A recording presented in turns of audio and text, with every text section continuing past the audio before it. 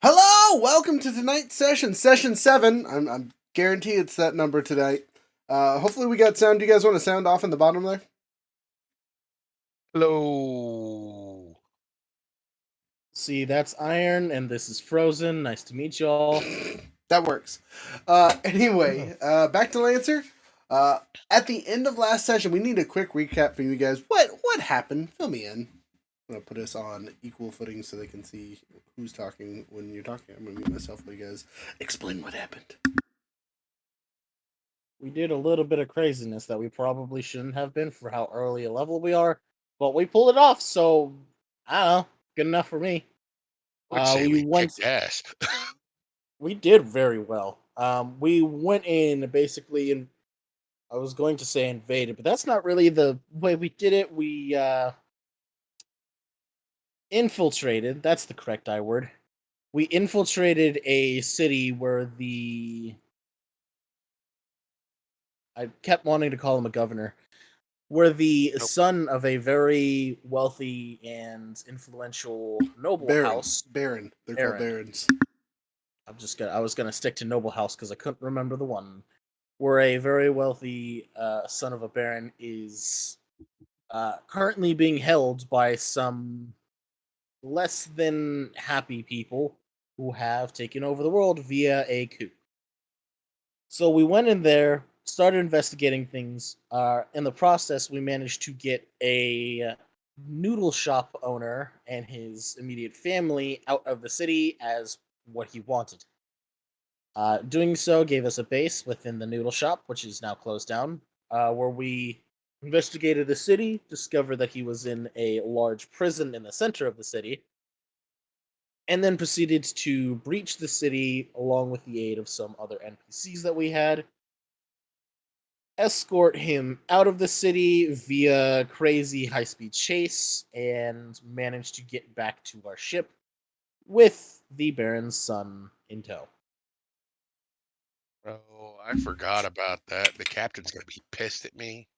Oh, Why is she yeah. gonna be pissed at you? What happened? Fill me in. Cause prior to us leaving, your character Hex had made this deal with the noodle shop owner to give us a base of operations in exchange for getting him and his family out. And then after that, she had mentioned, I forget what brought it up.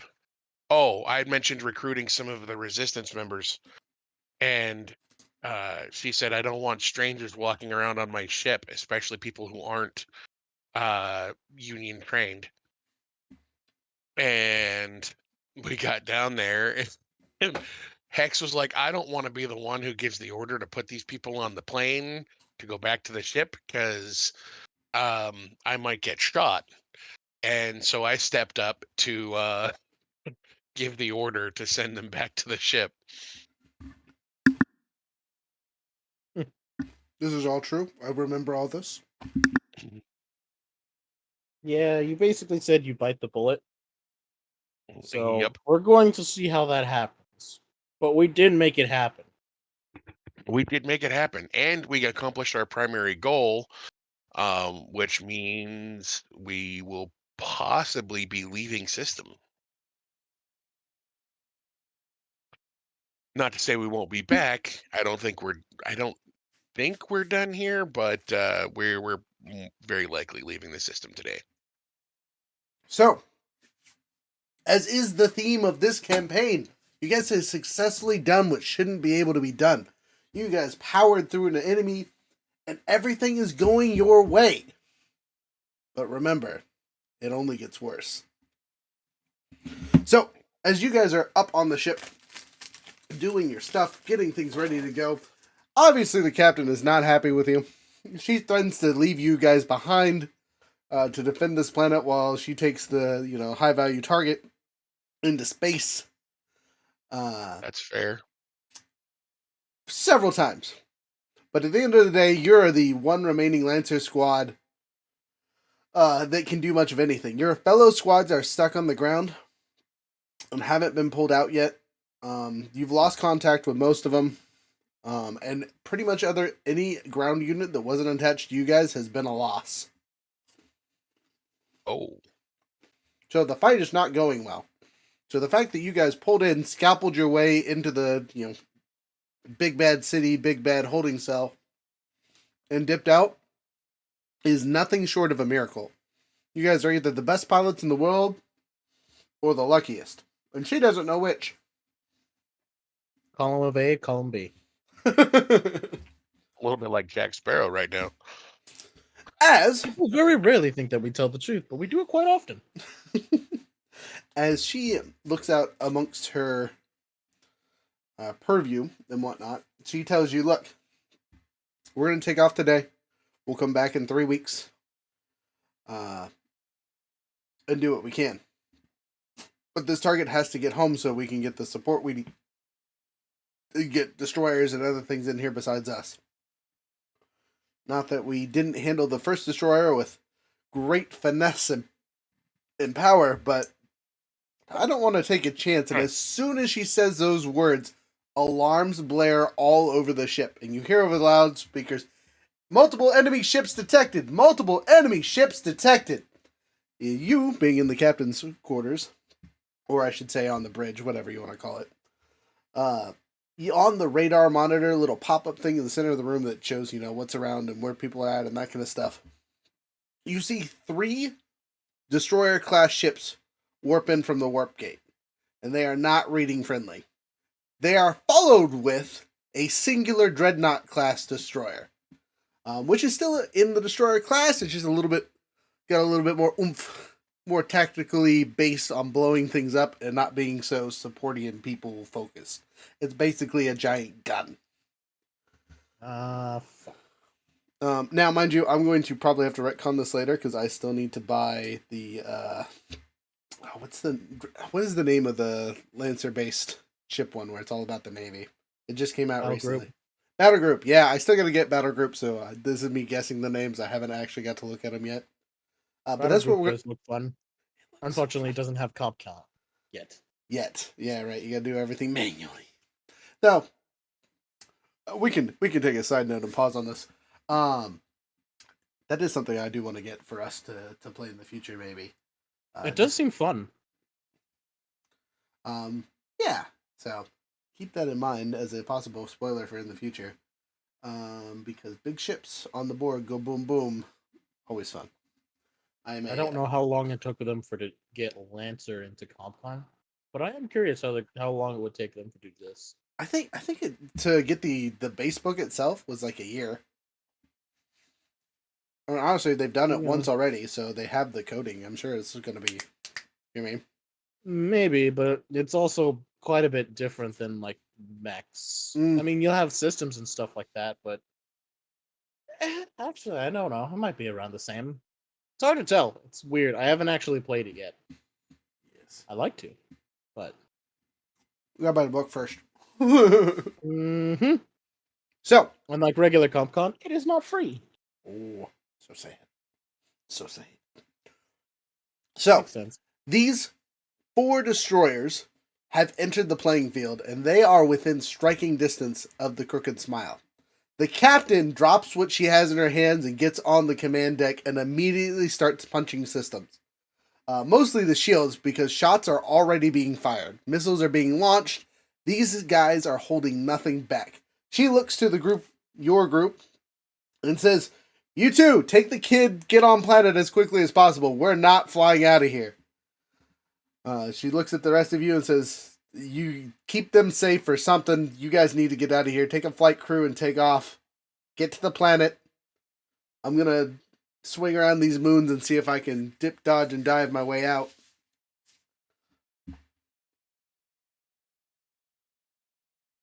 What do you do? All right. Well, time to get to it, I suppose. So, you have 1 free time action while you are escaping the ship to do something. What would you like to do?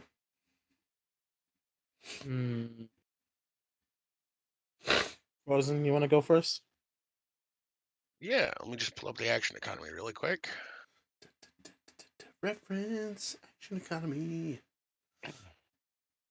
Now, I will speculate. You don't necessarily have to use a quote unquote downtime action for this section. You can just tell me that something that you want to do, and we can make it do some kind of roll with it. If there's nothing that it fits under, you know what I mean. Like getting a damn drink isn't going to apply. Gathering info might work. Buy some time would probably be very smart. Getting connected may or may not be great. Getting creative would work. Get focused would kind of work, but I don't know what you'd be learning in the short amount of time here. Get organized so you could, again, gather people together kind of thing. Power at a cost. Grab the big guns, but then there's no big guns for the ship. Scourge and barter. Get the equipment you need to get as many people off the ship quickly as possible. Who knows? Obviously, go diving is a no-no, and gunfight is a no-no as well.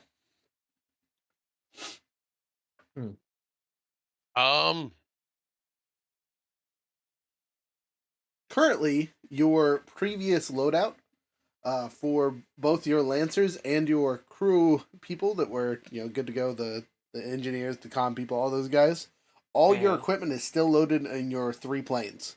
So you necessarily don't need anything special. You have basic minimum standard gear as necessary.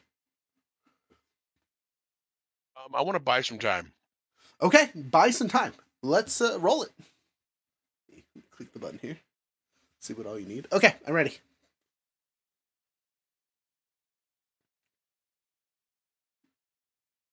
$11. All right, you buy enough time, but the situation becomes perilous or desperate. Next time you get a result for the same situation, treat it as a 9 or less. So, you're able to buy some time. Now, what kind of time are you buying here, just to clarify? Who are you buying time for? What are you buying time? What are you doing? I'm trying to buy us a little bit of time to get as many necessary personnel or as much equipment or whatever we might need, because I have a suspicion that they're going to have to leave us here for 3 weeks. Okay. Oh no, we're taking a guy with us, aren't we? Your partners in crime who aren't actually here tonight have been put in charge of keeping him safe.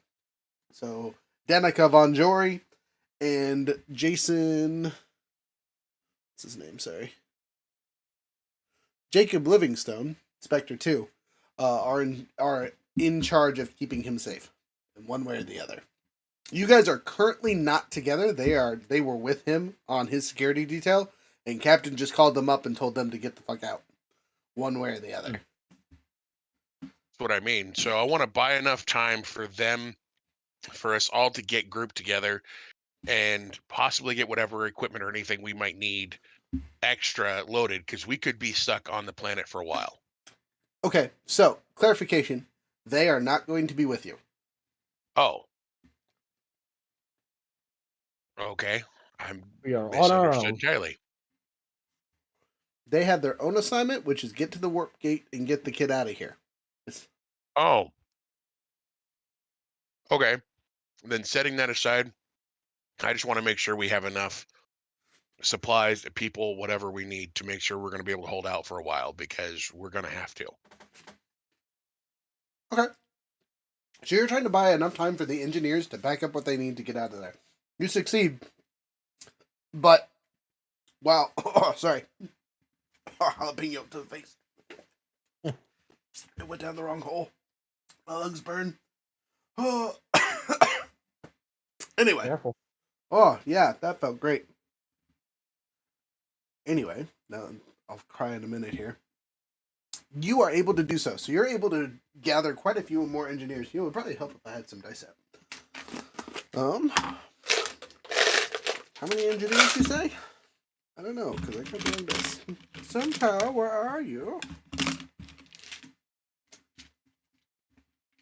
The disadvantage of having 4 billion dice. Sometimes they don't like to cooperate with you. Alright. I swear, it sounded like you were trying to count change. Well, all right, hey. all the quarters go into this gallon bag. On a plus note for you guys, your buying of time allows you to help up to 67% of the engineers make a successful Pretty good escape. percentage. That's a real good percentage. Besides the remembrance that you guys also recently took a huge blow to your number of people that made it through the last event. Sorry, don't mind me. I'm grabbing dice. Ooh, there we go. The most I will need is 5d6. 6d6, there we go. Okay. 2d20s and a whole bunch of d6s, and I'm ready to go. And one set of percentile die for BS. So, next, you did your thing. Whether that was giving appropriate commands or telling them to cut off doing whatever they are working on and getting them to the appropriate spots, the majority of engineers listen to you. I will also give you a bonus of roll me a d20 and add 4 because of your organization that you guys helped create. One of us or just Frozen? Actually, I'll take Frozen. You rolled an 11, right? Yep. All right. So with that +4 that you had the first time, that'll just add to the 11 and add a 15% minimum to your roll, so another 15%. So you guys actually did 82% of the engineers that were still left alive on the ship were able to escape safely. Good job. Oh man. You didn't get them all, but what's... Never mind. Next. Oh, you phoning? All right. Where is my? There's my d20. I need to just keep all of this in the baggie. A lot easier. Probably. I just keep it here just so I can roll it real quick. All right, here we go. It's just a flat roll, correct? What are you trying to do? Well, for one, I should probably have mentioned this. I'm going to take one of the reserves that I had on hand from earlier. Okay, which was? I don't think that.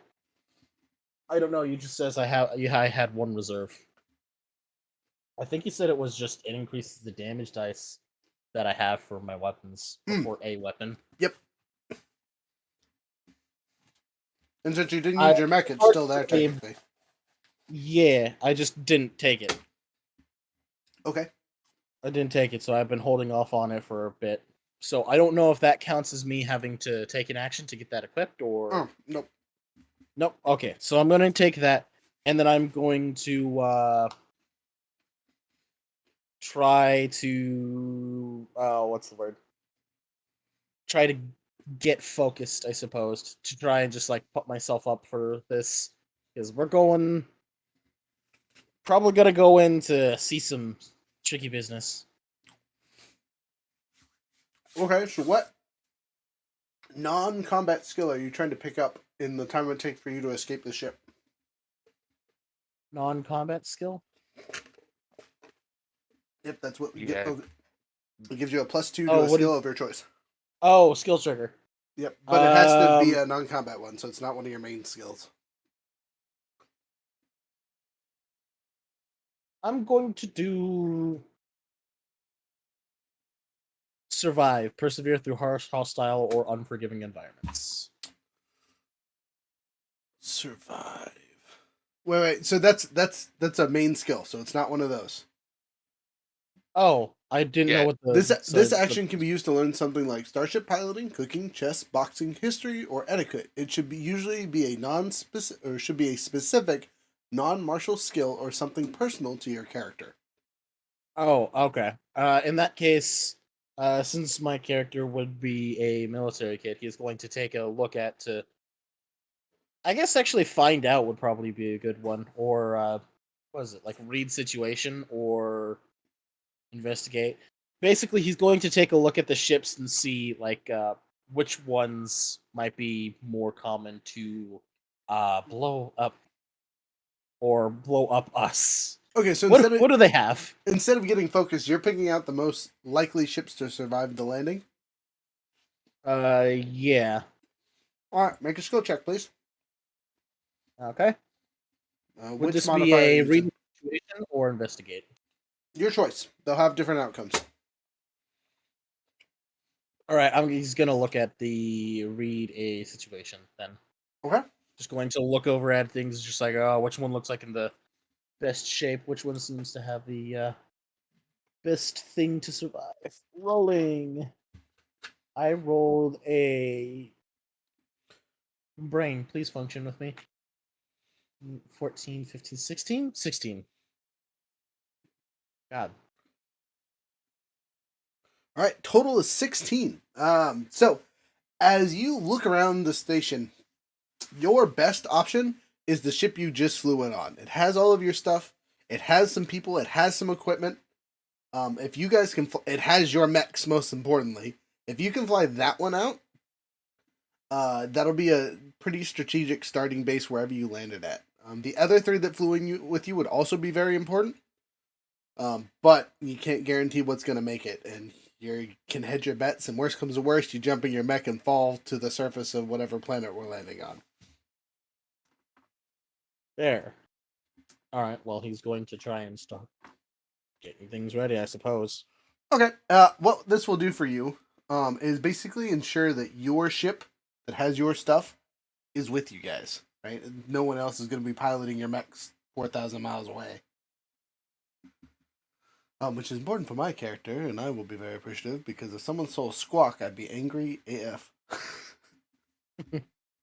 But that leaves it to Hex. Hex is gonna actually do a get organized. As the engineers are escaping, they're gonna need protection, so I'm gonna get the pilots in their ships and out as best as possible. So I'm gonna try and play on their efficiency and or improve their efficiency. So, rolling. 17's not so bad. So, 10 to 19, your organization is stable and gains +2 efficiency or a +2 influence to a maximum of +6. Again, I'm going to increase their influence to a now +4, so they're sitting at +4 on both of their stats. Oh,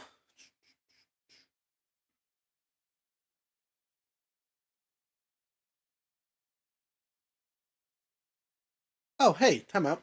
You must roll for your organization after every downtime after starting one, but the roll does not count as a downtime action. Yeah. Well. Oh, does that mean I have to roll for the engineers too? Technically. Because we didn't Yeah, we haven't unify done that that as yet. one group yet. Yeah, they're still not unified. So, yeah, roll it. I'll take that back. So free action, get organized. Go ahead, there, Frozen, since you've been working on that one. 17. Okay, same thing. They get pluses to their things. Do you want to max out their efficiency or give them some influence? I want to boost their influence. Okay, so they're now sitting at a 4 and a 2. Well, since I don't have to do anything here, man, the captain's gonna hate me, but I'm gonna do power at a cost.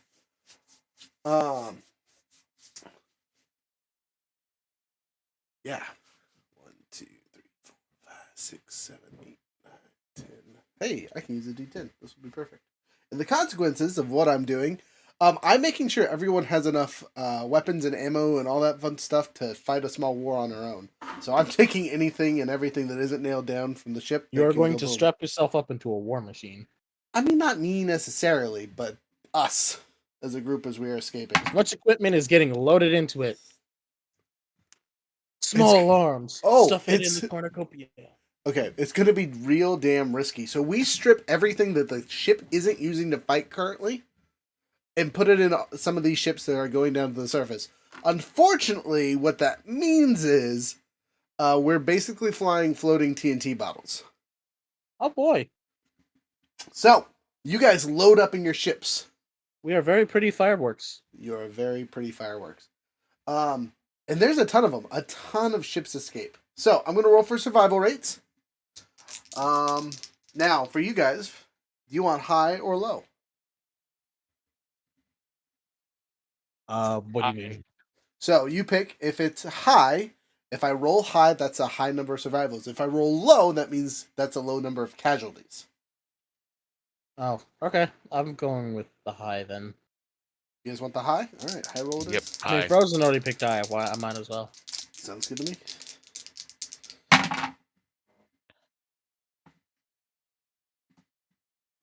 Okay, well, you chose poorly. Uh-oh. Damn. You have a 23% survival rate.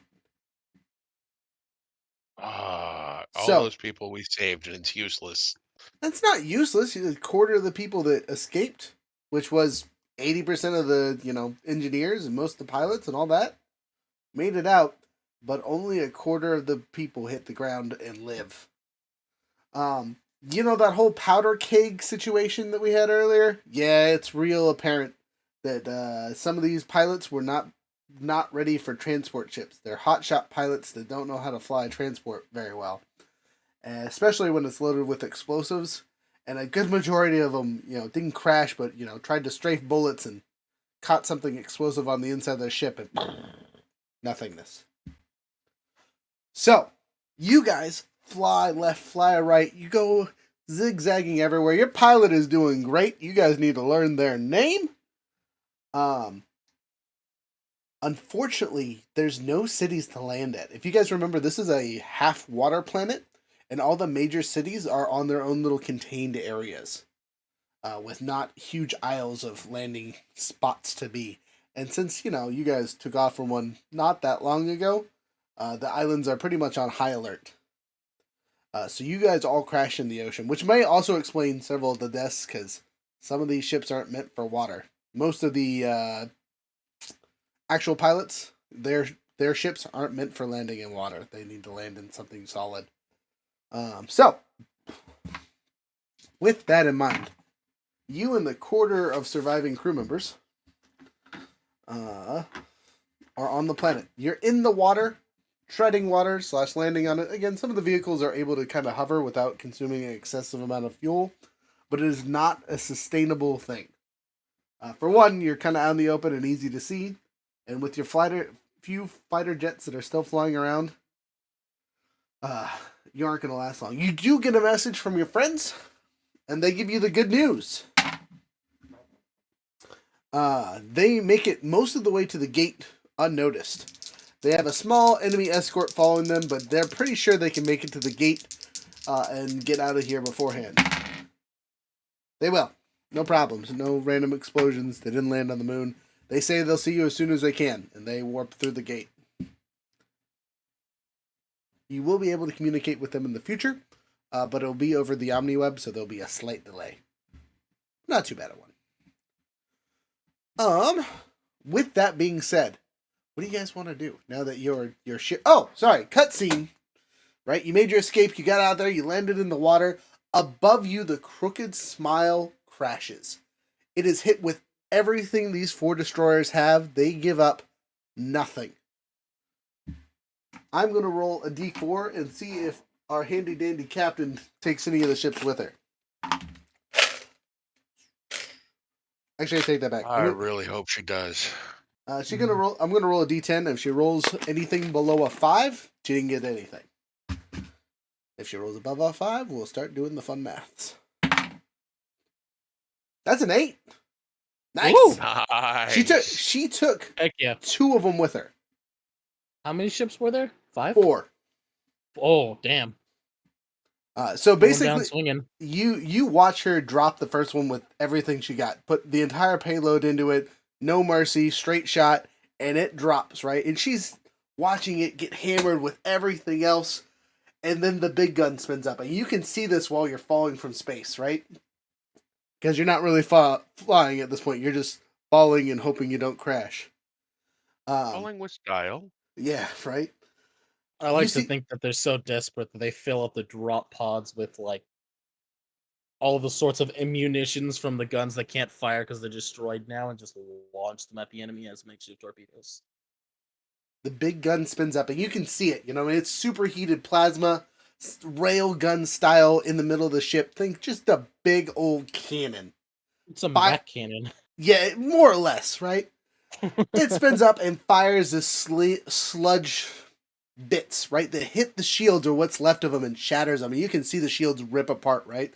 Along with the outer hull. The entirety of the outer hull is gone, as if it should have been vaporized. But you will notice that the captain hit full thrusters right before the hit, and the crooked smile is flying directly at the center of that cannon and hits it. No mercy, splitting that ship in half. There's still three other destroyers up there. Sorry, two other destroyers up there. But one of them and the big gun are gone. Unfortunately, so is the crooked smile and your handy dandy captain. Davy Jones has finally went to the locker. So, with that slight cutscene out of the way, how do your characters feel? They watched this happen in real time. That took less than 5 minutes to watch her A, destroy another destroyer, get blowed up, and take out the hyper cannon. And now you know that there are two large destroyers, the same size as the, what do I call it, Yellow Sunstar? Sunseed? Sunseed, thank you. Merlin's like there. immediate reaction is crap. We So don't have you a see, ship now. you've seen that scene from Red October, right? The I've actually end. never watched it, Red October. Oh We man. gotta stop watching. You need to watch that right now. Okay, game is canceled. Kidding, of Uh, course, but continue. so there's the scene towards the end of the movie where uh the subs are fighting, right? And the one crew's been bailed out of the sub. It's just the command crew that's left. And it's a Russian sub. And so you have all these crew that have been picked up by the US Navy as refugees, basically. And they're standing on the bow of this destroyer. And they see this big explosion. Oh, the captain's blowing them out of the water, and everybody's like excited and happy and thrilled. And then there's a really big explosion, and the thing comes out over the intercom, I think, or something like that. It says the enemy's down, and everybody just like crestfallen immediately. Some tears are shed. Everybody's sad and depressed now. It's just that That's slow moment of like realization, the what all has happened. exactly. That's exactly what I imagine we're experiencing right now. I agree. I think that's an apt description of pretty much all those. If the survivors had a modicum of being able to take a moment to be sad, they would be very upset. Not only have most of them only ever flown on the Crooked Smile, it was probably pretty much everyone's favorite. It was a good ship. And we'll just say the captain was very outspoken on what she thought about this mission, especially to her crew. Maybe not necessarily to you Lancers, but to her crewmates, they knew what was up. Excuse my water, I put food in my mouth. So,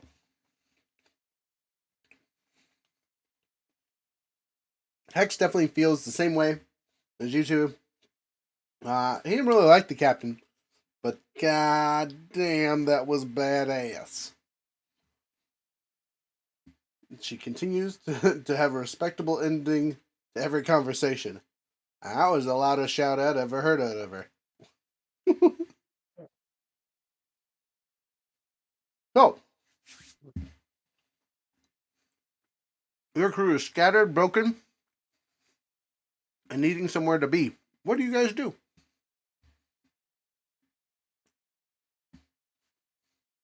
So our ship is unflyable at this point.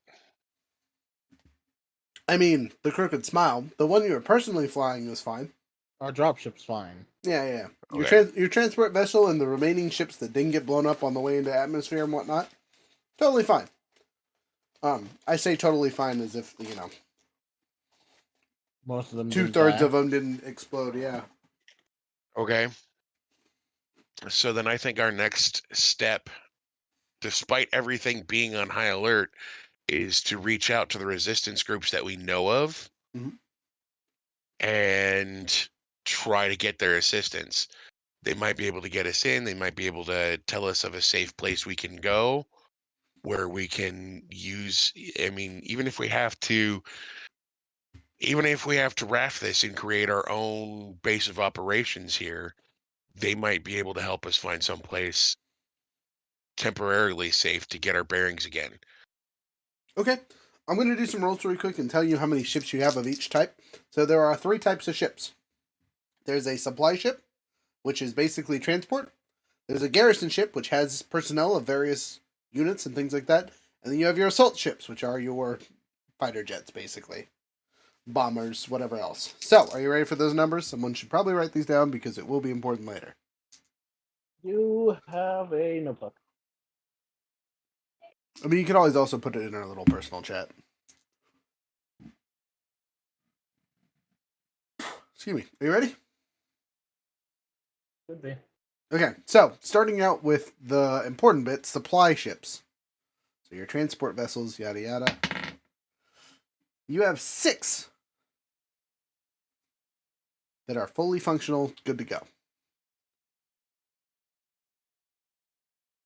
Garrison ships, 8. So you have plenty of personnel. And escort fighters, which I'm going to roll a 2d10 instead of a single d10.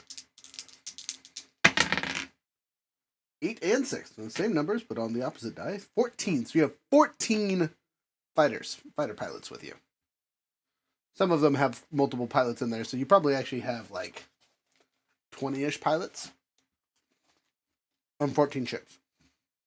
And obviously there's a pilot for each one of the transport vessels.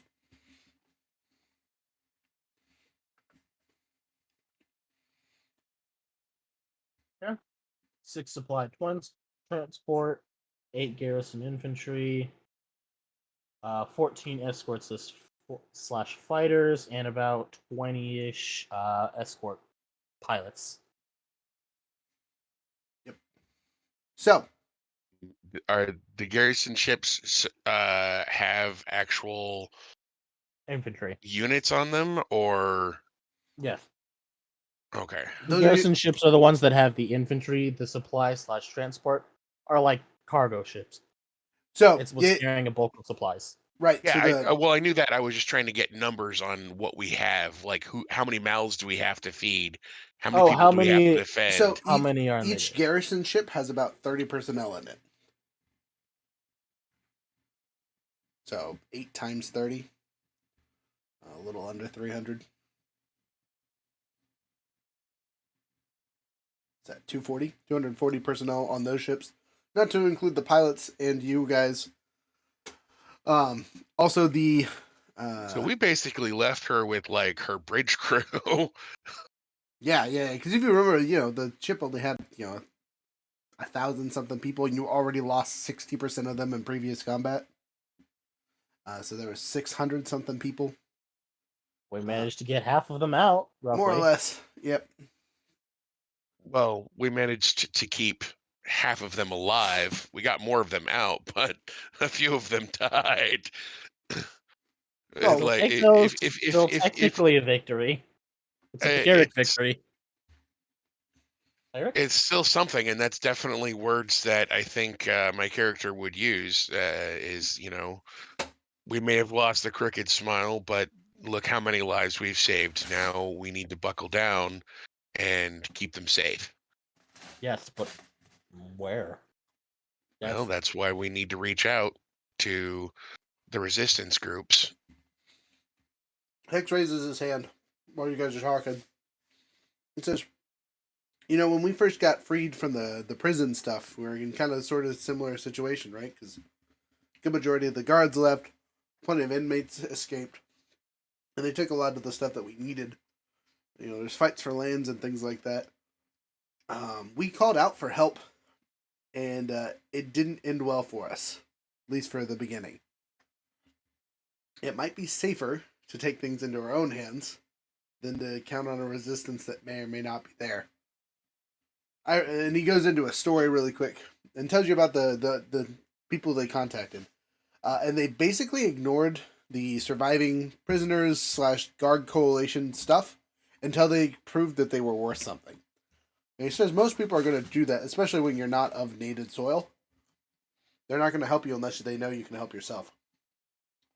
So we either need to take a small island that has enough space for all of us, or a corner of an island that we can defend well, or we need to do like you said and make a raft.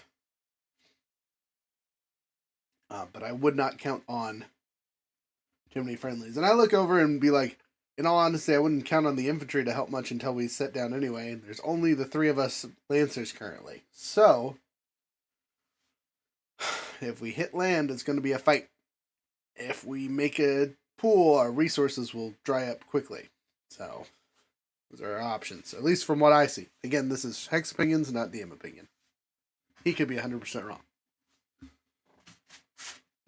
No, honestly, my character would agree with him. You gotta find a place that's either not very well known, is off to the side, or someplace that we're gonna have to fight our way to claim for ourselves. Might I suggest rolling some kind of check to have knowledge of the planet that you've been flying over for the last couple of weeks? That's exactly what I was going to ask. Yep. Do we have any planetary maps? Do we have any of those resources? What can we look at? Do we know what's populated and what's not? Density of population. You should have all that information somewhere as long as it survived the trip. So how about All you right. roll me a checkity check of some sort? I don't have any skills that are going to help with this, I don't think, but I'm going to roll it anyways. Well, don't, because I'm only letting one of you roll. If you don't have something, let another character try. All right. Do Well, you have any information gathering?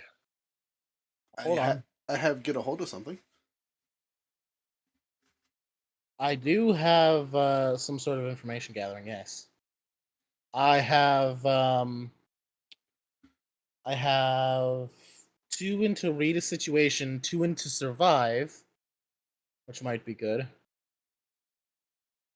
2 into get somewhere quickly, and 2 into investigate.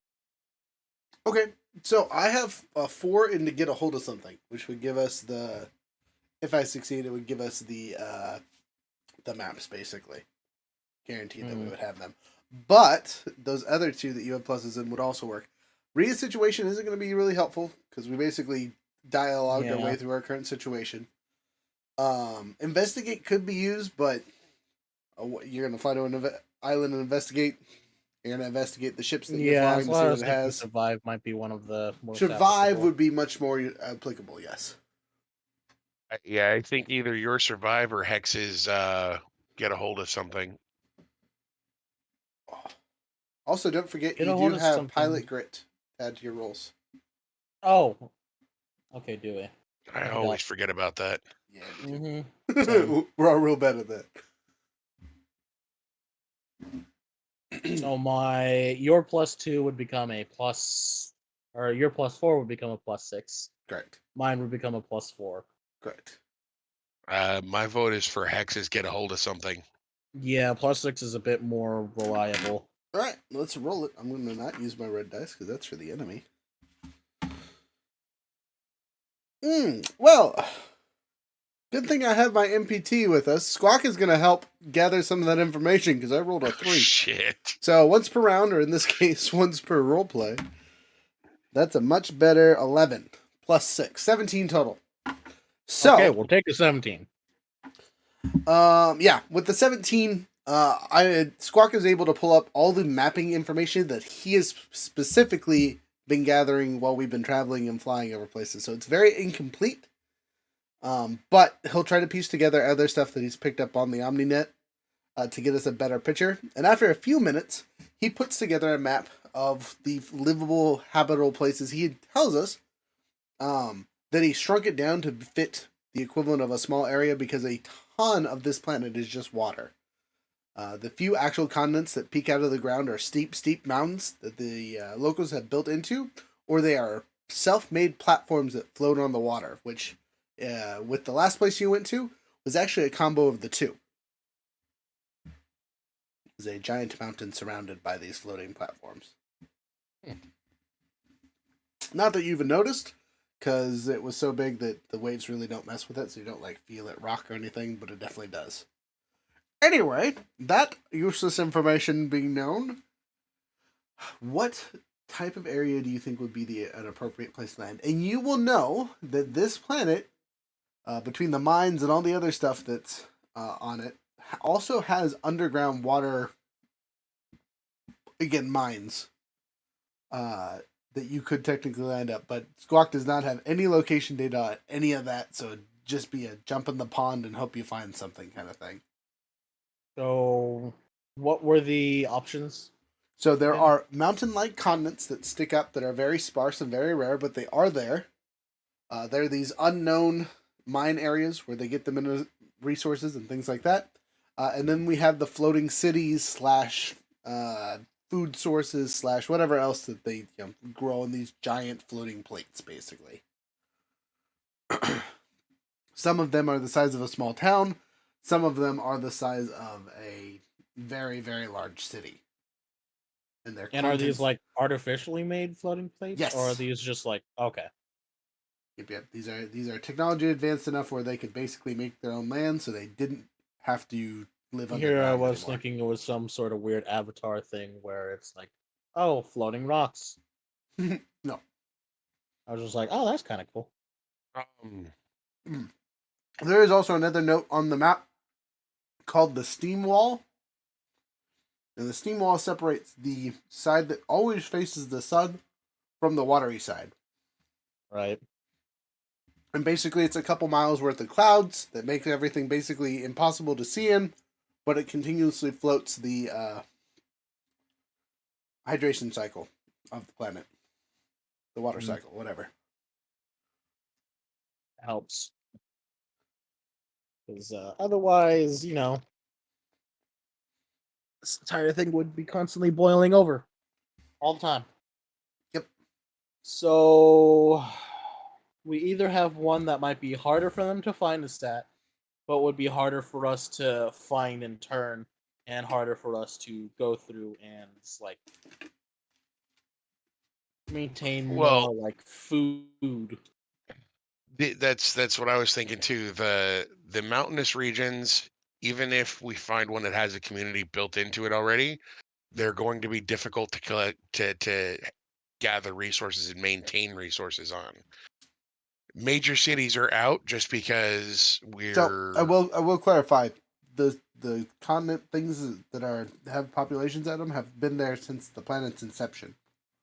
So there's probably plenty of ways to gather resources and survive on those places. They just won't be as easily to get to.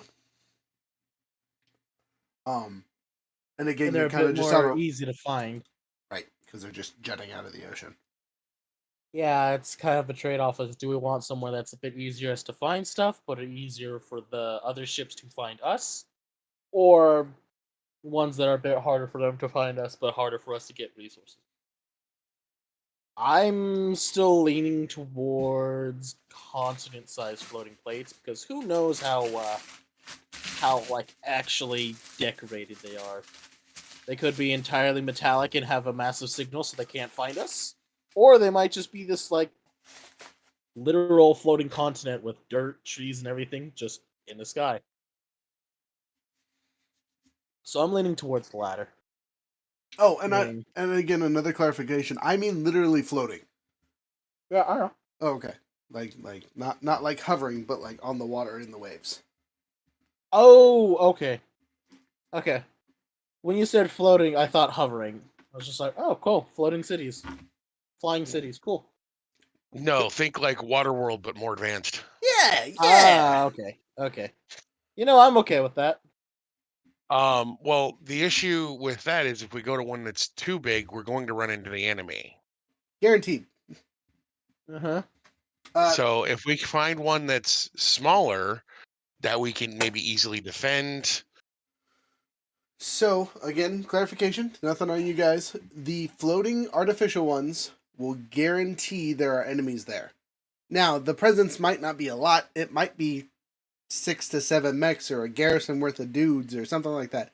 But all the cities have soldiers, or all the floats have soldiers. The quote unquote natural style things might have some, but there isn't a lot of room for a lot of military bits and pieces. So they're going to be way less defended because they're honestly way less important. At this point, the floating cities are where most of the resources and things are made. And the people that still live on the islands are just like traditionalists. Or, have some special job that requires them to be out there. Or, excuse me, they're attached to the mines and they, are the sleeping quarters for mine headquarters. That kind of stuff. And that might be a little more player information, but you guys might have picked that up from being in space for a while. Oh, excuse me, sorry. So, Okay, it's not really a resource thing. It's more of, do you want to have guaranteed combat or maybe combat but have to deal with more locals? It's more of a who do you want to fight? Do you want to fight the regular population or the military population? I mean, we're already pissing off the military population. It's like we just keep on that. We're not going to make friends with the military population, so we might as well. Besides, if we can find one that we clear off the thing, and then we've got one for all of our guys to just settle down onto, I think we'll do a little better. Okay.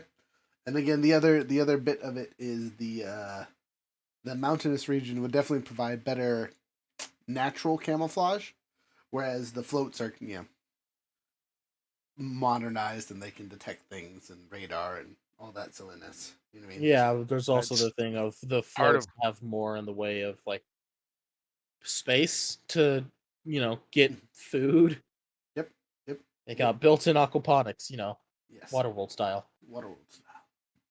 Waterworld's a great movie. I haven't seen it in a while. It's been like 4 years. I'm torn. What's Hex's vote? Ooh. Hex is very, very much on the let's get on a float. High danger, sure, but once we get there and secure it, we'll basically have our own little base that if we need to land our big ships or whatever, we'll know they have a flat spot to land. Because Hex, he loves his pilot friends.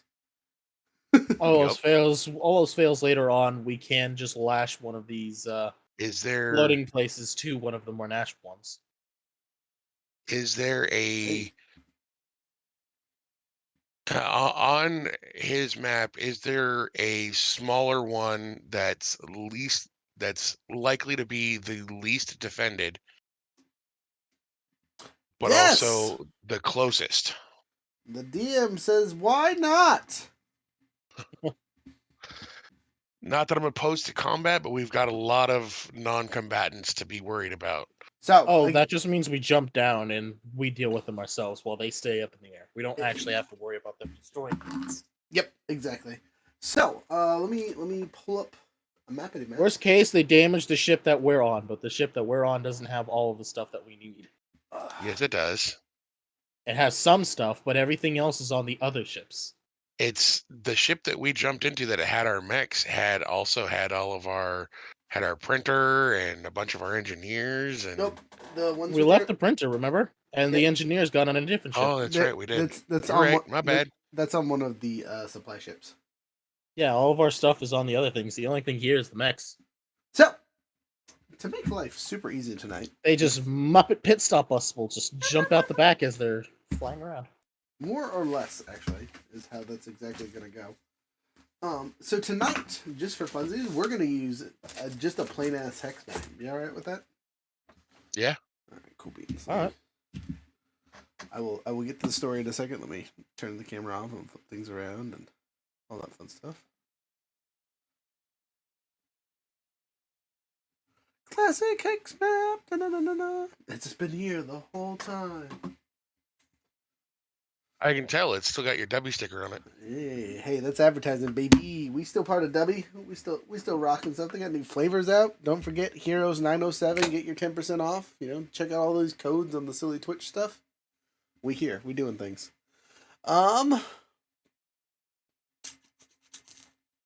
You three. So I'm gonna put you on the W sticker. As you guys land, this will be a combat encounter. 1, 2, 3. These 3 dots are the enemy deployment zones. So, as you hear things spin up and move, you see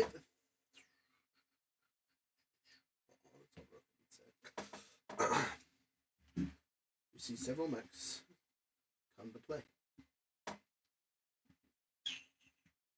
And now they see you guys on the radars and pops up, so this isn't just like random.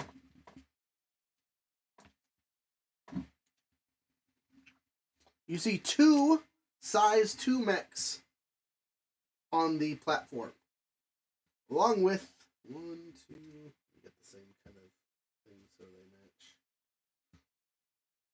Or not. Come on. 1, 2. Okay. Sorry. One of these days I'll have my little tokens all happy dappy, which is not this day.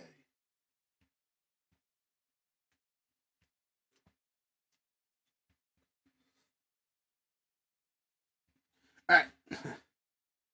So you see 1, 2, 3, 4, 5 different types of mechs on the battlefield. 2 of them are size 2, which means I have to pull up the appropriate mechs.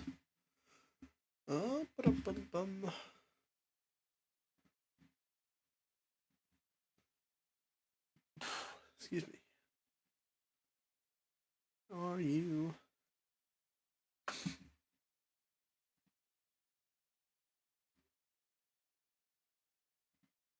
And I have. Yep. Okay, cool.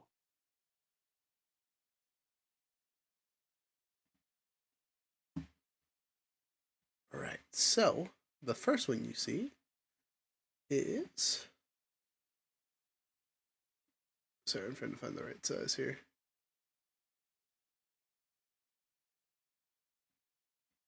Size 1. Okay, so this one here is a Ronin.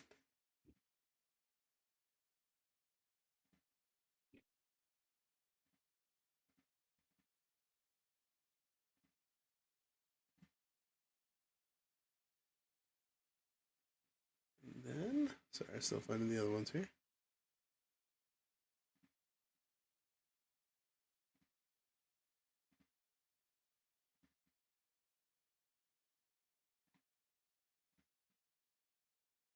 This one over here is a barricade.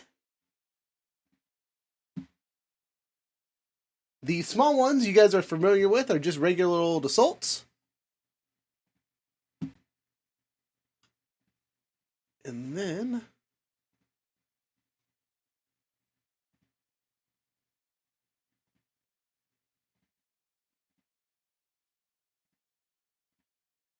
we'll get there eventually, I swear.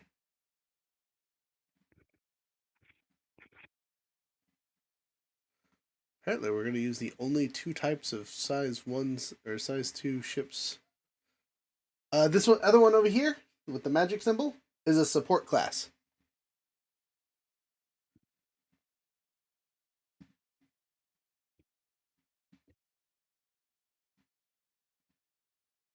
I have a support on here. Yep, nope, it's there. Okay, cool. So we have a barricade, 2 assaults, a Ronin, and a support. And then there's you 3. You may deploy anywhere on the map. You are technically getting dropped off by your landing ship. I'm going to have you guys roll for initiative, basically, to see who goes first, and that'll be our assumed order, unless you guys need to change it or want to change it as we go along. Is that cool? Alright. Alright, I'm going to make my map bigger so people can see it a little bit better. I rolled a 13. Okay. I rolled a 2.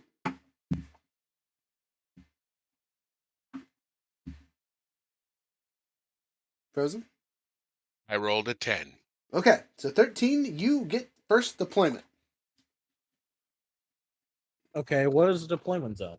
Deployment zone is the entire map. Again, you're getting dropped off wherever, and this is an open field. There is not a lot of cover. The deployment zones themselves are giant towers that help the mechs jump off of, and they're technically going to have to jump down before they can get out. Can you describe what they look like? Like what the mechs look like? Sure. So the barricade, go find it over here. Barricade's the one at the bottom, right? That's this bad boy over here. Yep, the triple thing. I'm actually going to flip him over so you guys don't confuse him with the assaults. Is that all right? Okay. Anyway, barricade right there is a giant. What is it? Controller. It's rocking a graviton lance. And is very, very sturdy. Is the easiest way to describe its character. It's not necessarily fast, but it is strong and big. The Ronin, I'm pretty sure is pretty just like the Ronin from Titanfall. That's rocking a big old carbon sword. That's about it. It looks mean AF. And then our assaults are regular assaults. You guys have seen them. They got the assault rifles. Don't get shot by them. They do have the reliable, so someone's taking damage. And then last but not least is the support.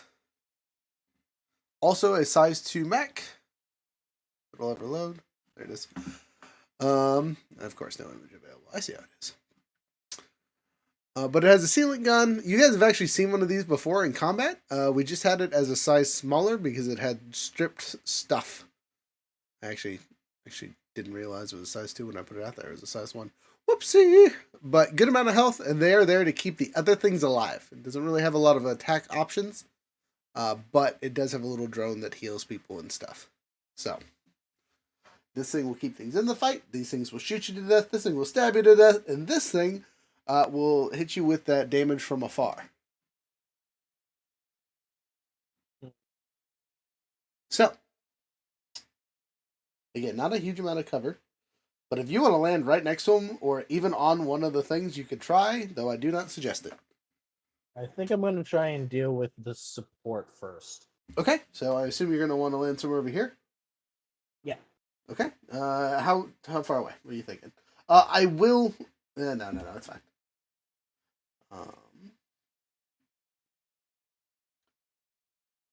I am setting a timer for you guys. I'm going to roll the timer right now. And if you don't meet a certain condition, which I'm not going to tell you what it is because it's a surprise and that's fun, something will happen. Okay, your rounds are set. Okay.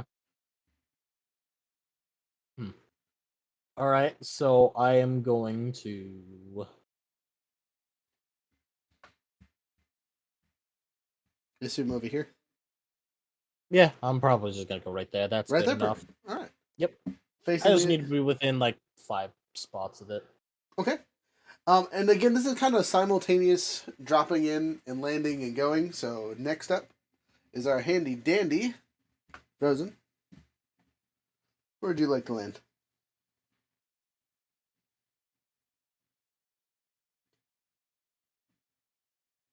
Frozen? I was muted. I'm sorry.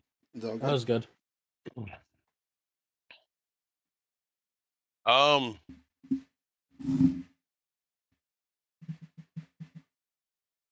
I want to focus on...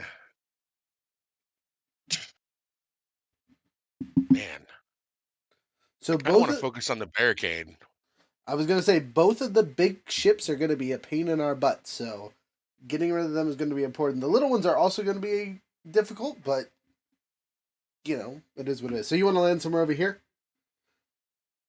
Or here, or here, or way over here.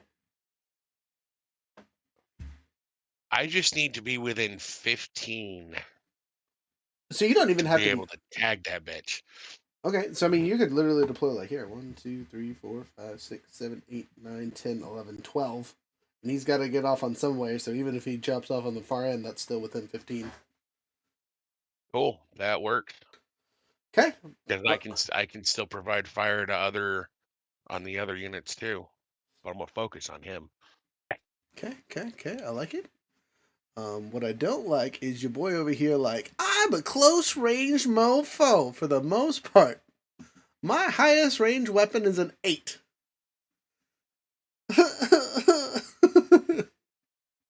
You do you. I am melee man. I will do things as I will. Yeah. My lowest range weapon is an 8. I got this cool little giant cannon on my guy. No, it's a shotgun. Don't be fooled. My super range weapon is gone. Alright, I'm gonna drop in on the opposite side so they don't have any like I'm gonna make an easy target kind of thing. But I think I'm gonna help you with the barricade and work my way this way. So I'm gonna actually see 1, 2, 3, 4. So I'm gonna land close. We're dropping 2. Just you guys are like, we're gonna be tactical. My boy says, there we go. Okay, we have our movement. Yeah, exactly. All right, boys and girls. Your encounter is set. Your conditions are defeat the enemies and disable the elevators. Because you just saw them raise out of the elevators and you have no idea how many people are on this platform. This could be it, or it could be a whole second wave. Wink, wink, smiley face.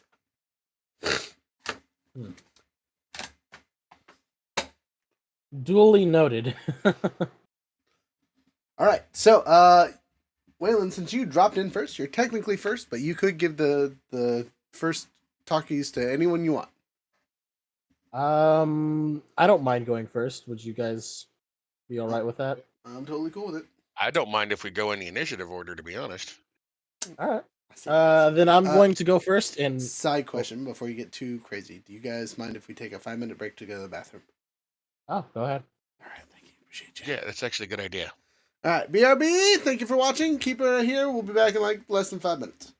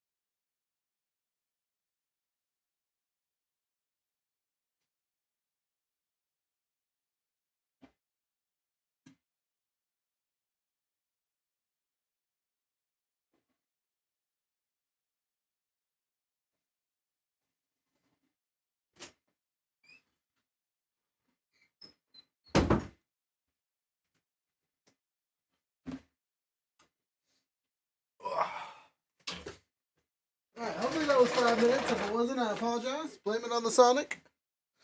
Ugh. All right, boys. We alive? Are we alive? Yeah. Doo-doo. All right, cool. I'm here just munching. Okay, cool. Well, let's get her going then. Boop. Basic setup. There we go. All right. My mouse out the screen here, so it isn't annoying.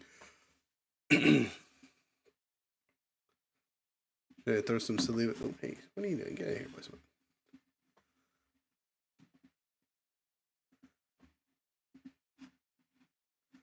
We do some silly voices while we're waiting. I don't know what silly voice that was, but his name is now Grimbo the Goblin. I'm very bad at doing voices.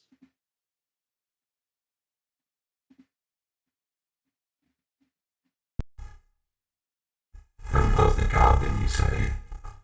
Oh, that's what, Yeah. that's what you meant. Oh, I don't like those. I do No, not like no, the no, Predator no, no, guys. no, no, no, no, no. He's not like this. Anything but this. All right, ladies, gents, let's do it. Let's do it. So, Waylon, since you are not munching on the foods, what do you do first? I'm going to do it's going to take a big step. And by that, I'm going to start moving towards this first guy Okay. and get within one hex of him. Yeah. Yep, you can zoop up here, and they're still technically on the thing, so they will have cover. Because you're basically swinging your weapon. Cover does not account. Cover doesn't count for melee weapons. Oh. Okay. Yeah. I mean, it's kind of hard for cover to count with melee weapons. I'm still you with an. I'm still gonna give you a -1 just because of the height difference. It's not really like blocking what you're doing. It's just that you have to reach. You gotta do a little mech jump to slap him. I mean, unless you have something that allows you to fly for a second and then slap him and land on the ground. I mean, I don't have anything to fly for a second, but my things are range 2. Are they? Oh, I have threat 2. Yeah. Never mind. Then you're perfectly fine. I have extended batteries, which give me an extra threat range on melee weapons. Sweet. Then don't mind me. You're good to go. No disadvantage. You say, get out of here. Okay. So, let's do this. I am going to... First things first, gotta make sure all my talents are open so I can see things. I'm going to barrage. Yeah, I'm going to barrage. I got rid of 2 spaces. Cool. And barrage. So, 220 is right here. 220 was right here. No, just gone. Oh, goodness. At least it's not my D4. Just, the most important one. Of which I have no idea where it went. What the heck? Aha, there you are. Get him. Got him. Alright. So, let's see. I'm going to get +1 accuracy on this. Okay. Because it's the first melee I attack with a main melee weapon on my turn. Heck yeah. Okay. So, rolling. Roll it. That is... this doesn't take in... Oh, no, the attack bonus, right? So that's that. Plus 5, so that is a total of 18. A total of 18! Yeah, you hit by far. You're shooting at the support, right? Yeah, I'm hitting the support. Okay. That's the first attack. I'll just roll the second attack to see if it hits as well. Do it. Okay. Yeah, it's evade is trash. I'm not gonna lie to you guys. You guys are still fighting tier 1 enemies for the most part. 16. 14 plus 2. 14 plus 2. Wow. That is a 6. That's a No, that's for the second hit. I'm barraging. Remember, I hit with 2 weapons. Yeah, you don't need to. It has an So- armor. It has an HP of 15 and an armor of 1. No, I mean, what's its evasion? Oh, 2 hits. Sorry, I thought that was damage. I was like, are you serious? No. I said Okay. that's No, no. it's 2 hit. Yeah, 2 hit. Good. You still hit. Its I'm evasion just is rolling 8. both attacks 2 hit right now, so I can just roll damage and give you the total. Okay, thank you. I was like, it's serious. No, you're good. You're good. You're good. It's okay. Don't worry. Ooh. I got really confused for a second there. I was like, Okay. we're gonna have to throw like 4 of these bad boys out there just to So absorb the hits.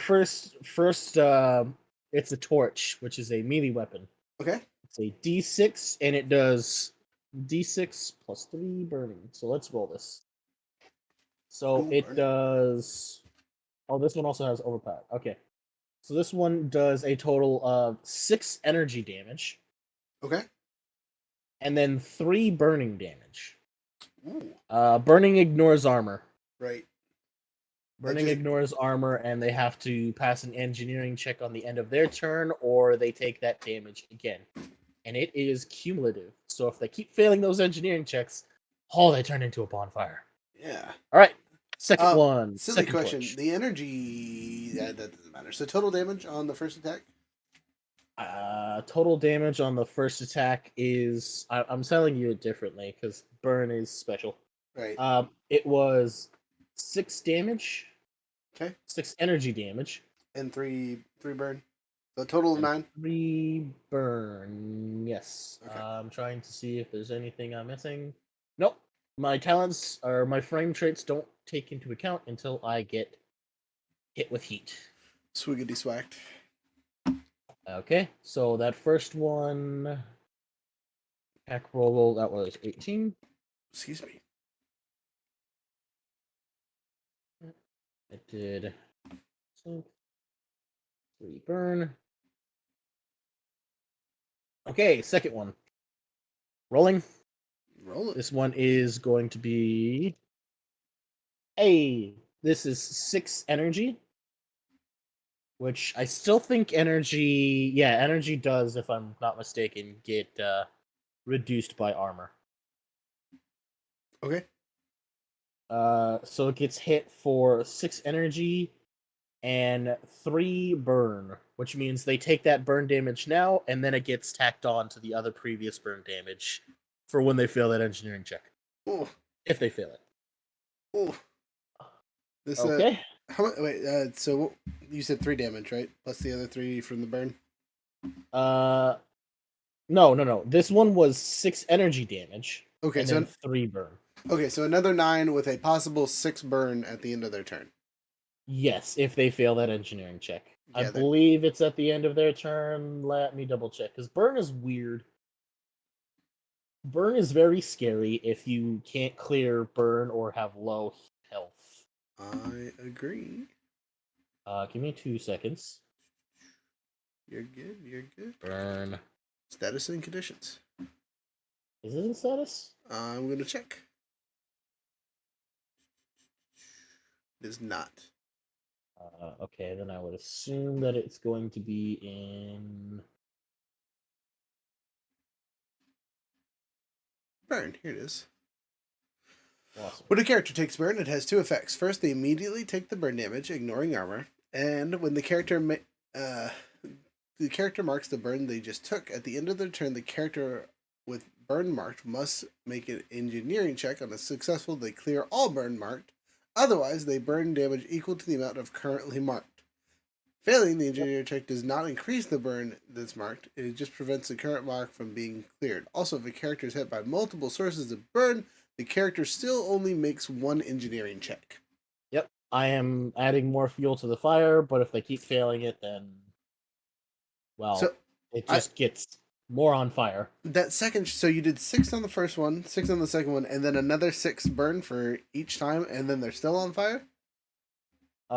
So I did 6. So I did a total of 12 energy damage. Mhm. And they took another 6 damage of burn. Mhm. And that gets marked off on their sheet. Mhm. And if on their turn, they fail the engineering check at the end of their turn. They take 6 burn damage because they fail to put out the fire. Gotcha. Yeah, so they take the damage initially, and then they could take it again, right? Yes, it rolls Okay. over per turn. It's weird. Okay, so that you killed it. Whoa. It's a burning corpse. With its super good armor and okay HP, you just ended the health droid's life. Congratulations. I'm pissing the DM off. Here comes more. Okay, so Okay. next. I still have my stuff. Oh, sorry, my bad. Some Continue. more. No worries. No worries. So I only used 2 squares of movement to get in range? Yes. 1, 2, 3. Okay, I did use my full thing, so I don't get anything else. 1, 2, 1, 2. Okay, so I know what I'm gonna do. I am going to. Yeah, I'm going to move and overcharge for 1 heat. Okay. Free action overcharge. 1, 2, Yeah, 3, 1. 4, 5. Okay. Your speed 4 or 5. It would be total movement would be 6 hexes. Okay, so you could get right up next to the elevator. Yes, and I think I will do so. You do so. So I'm going to be right there saying, "Hey, how you doing?" Hey, boys. But then that is the end of my turn because I have already used my overcharge. I used my movement. Why is this saying that I still have a quick action? I already used my full action. Because it's Weird. crazy. It is crazy. Well, whatever the case, I have used everything. That is the end of my turn. Okay. This thing So is weird. It says I haven't. I used my full action. I can't. If I use a Yeah. full action, I don't have an extra. Okay, CobCon is just weird. it'll be okay, promise. Okay, well, that's the end of my turn.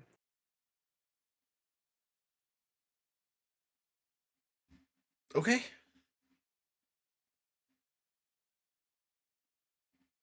Well, I mean, was Hex's turn next, wasn't it? It Unless no. you want to do something frozen. Well, it's actually the enemy's turn first. Oh right, enemy turn. And this badass looking mech looks like it's the combat veteran of the group. It's gonna be little circles and stars here. It's going to hop down next to you. Safe half movement, blah blah blah. But you're right next to the Ronin with the sword. So Does that mean did it use a square of movement or did it just appear now? No, it used a square movement. Woohoo! That means I get to Overwatch. Because it Okay. moved while it was within my threat range. It totally did. Okay, well I'm going to schwack it. Schwack it. Wait, didn't you use your reaction though to do the? No. I use my you can free action overcharge to boost. Okay, you said reaction, so you're good. No, I said free action. Sorry. It doesn't matter. Either way, you're good. So now I'm That going to use my Overwatch reaction. had to be activated though.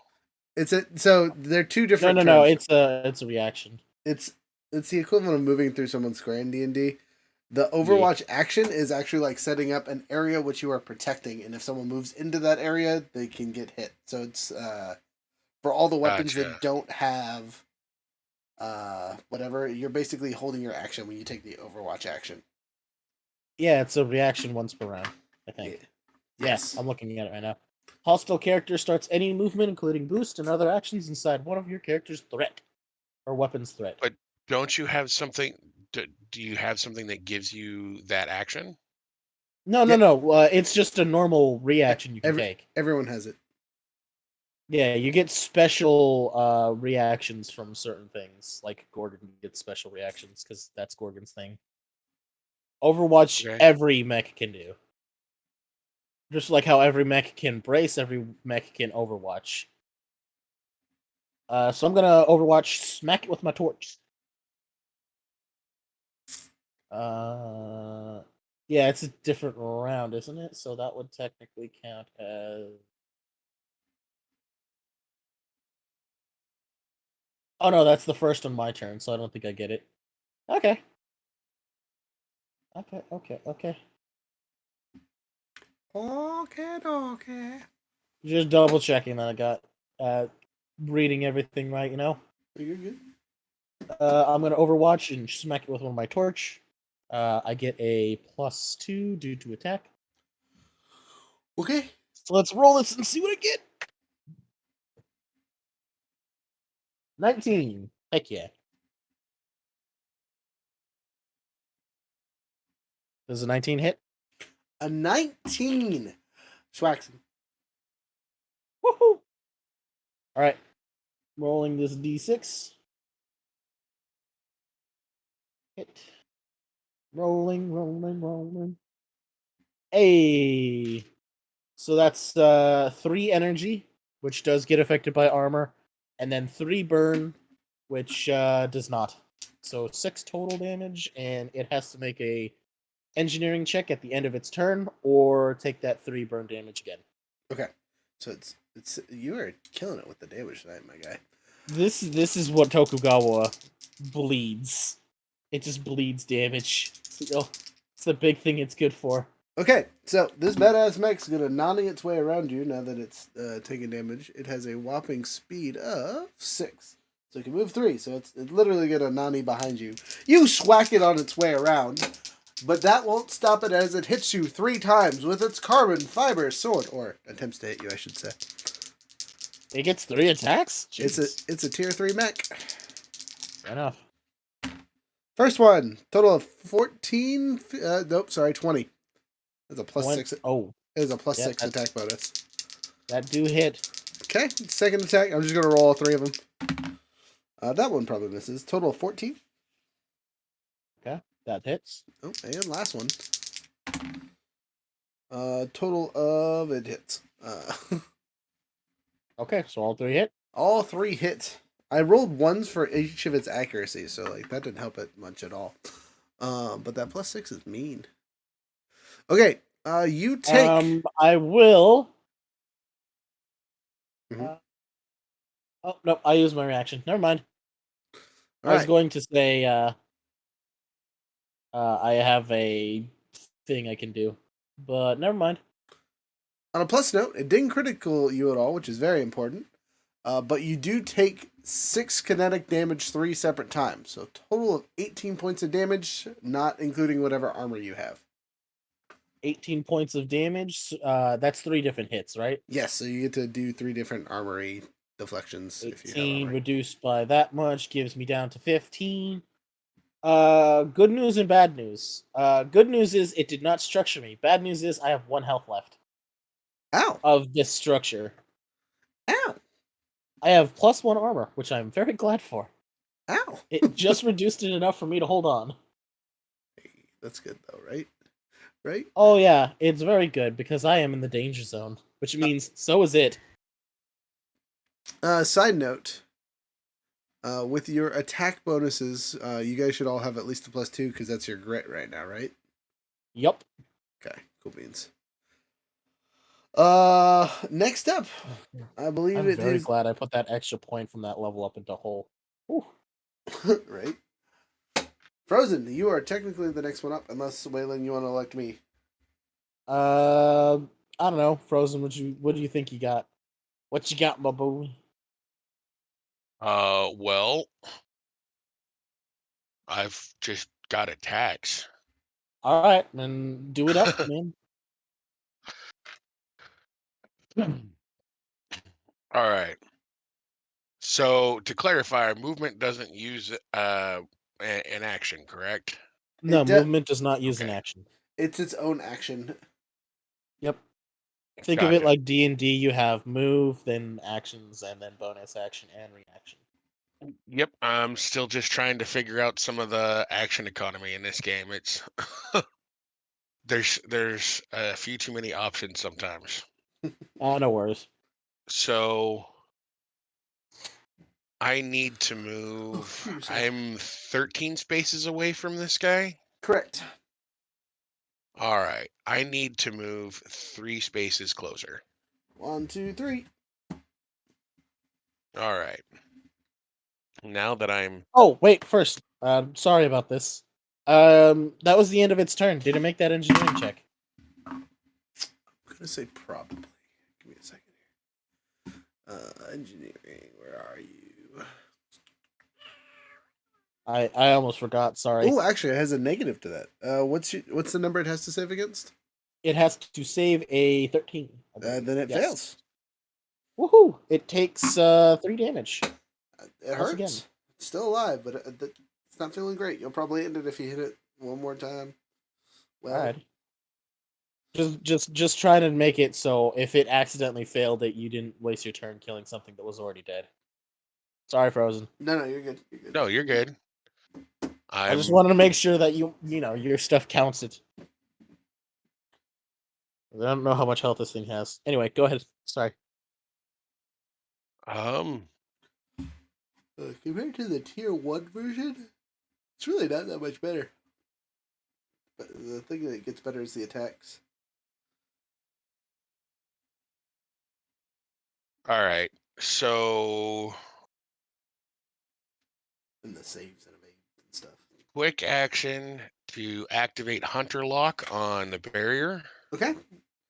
You do so. It is now locked by you, which allows other Um, people to. No. No? Oh, okay, it's different than locking. Nope. This is one of my systems. Ooh, fancy. So choose a character within sensors for the rest of the scene. Your first successful ranged or melee attack against them each round deals +3 damage. Nice. Nice. Nice. Um, I'm going to. So that's quick action. I get one more quick action, so I'm gonna fire my smart gun at it. Okay.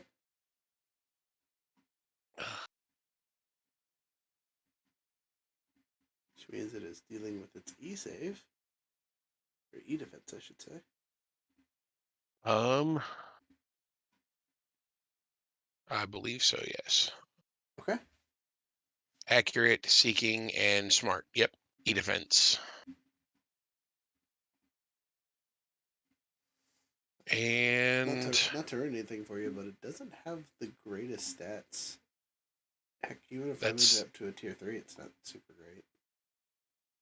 that's fine because I'm also gonna trigger my ammo case and give it thumper. Mhm. So the attack will also gain knockback and deal explosive damage. Okay. Knockback, knocking on its butt because it's on top of the elevator currently. Well, it gains knockback 1, so if it goes back 1 square, that'll make it fall off the edge, won't it? Yeah, 100%.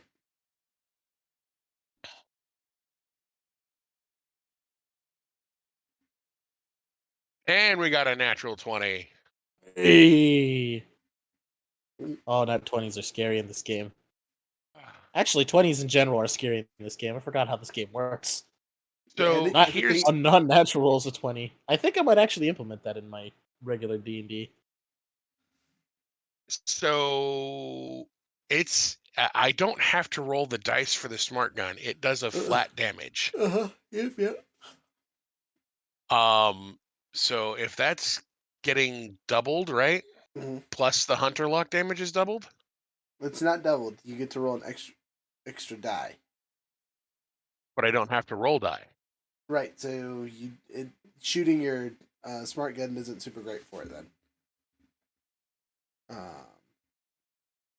Because on your, I don't know if you have Predator or not, like I do. When I get Predator and I roll a natural 20, I get to do max damage of whatever I rolled. But that's about all it does. So what's the benefit of criticaling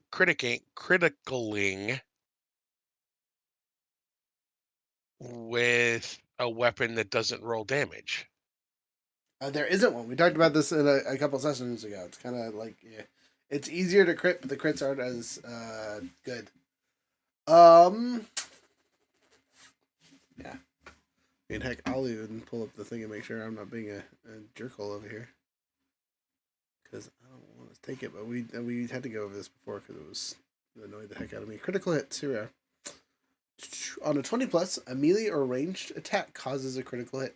On a successful hit, all damage dice are rolled twice, including bonus damage, and then the highest result from each source of damage is used. For example, if a player got a critical hit on an attack that would normally deal 2d6, they would roll 4d6 and pick the two highest results.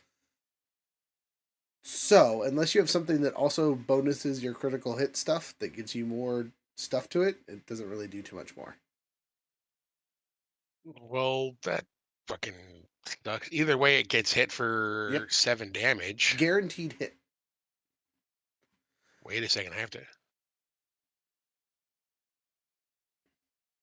I always thought it was double the damage dice that you rolled. Nope. Well, Well, I it mean, it doubles your does. damage. You roll twice as many dice, but it just you add all that together for the damage. It doesn't double the amount of damage that you do. You don't even add it all together. You just get to pick the highest. And then for those of us that have Predator, it just automatically maxes it. Predator? You mean brutal? Brutal? Is that what it is? Yeah, brutal. My bad. Yeah, brutal. Brutal. I was about to say predator. I don't think that's a skill. Actually, is it? That sounds like a cool skill name. Sounds like a cool skill name. What is it? Skill triggers? That's Nope. all right. It still takes 7 damage. Solid slap. And it gets knocked back. Yep, your other effects still take effect. Doesn't have any major weaknesses to explosive damage for some reason. But, you know. That's right. I was looking for the knockback because I figured fall damage maybe. There is no predator. You're thinking brutal. I'm 100%. Dang it! I was hoping there was a predator one. That sounds so cool. My question is though, yes. is that because of its size, is it still pushable? no? Because it ignores cover. No, never mind. So as a free action, I'm gonna fire my Omni gun for 1 extra damage. Done. Easy peasy. Pew pew. It's AP, doesn't count as an attack, hits automatically, ignores cover, bypasses immunity. Yeah, all right. You do 1 more damage. And slap it in So- its dumb face. Total of 8 damage. Okay. No, total 8 damage. Solid slaps for sure.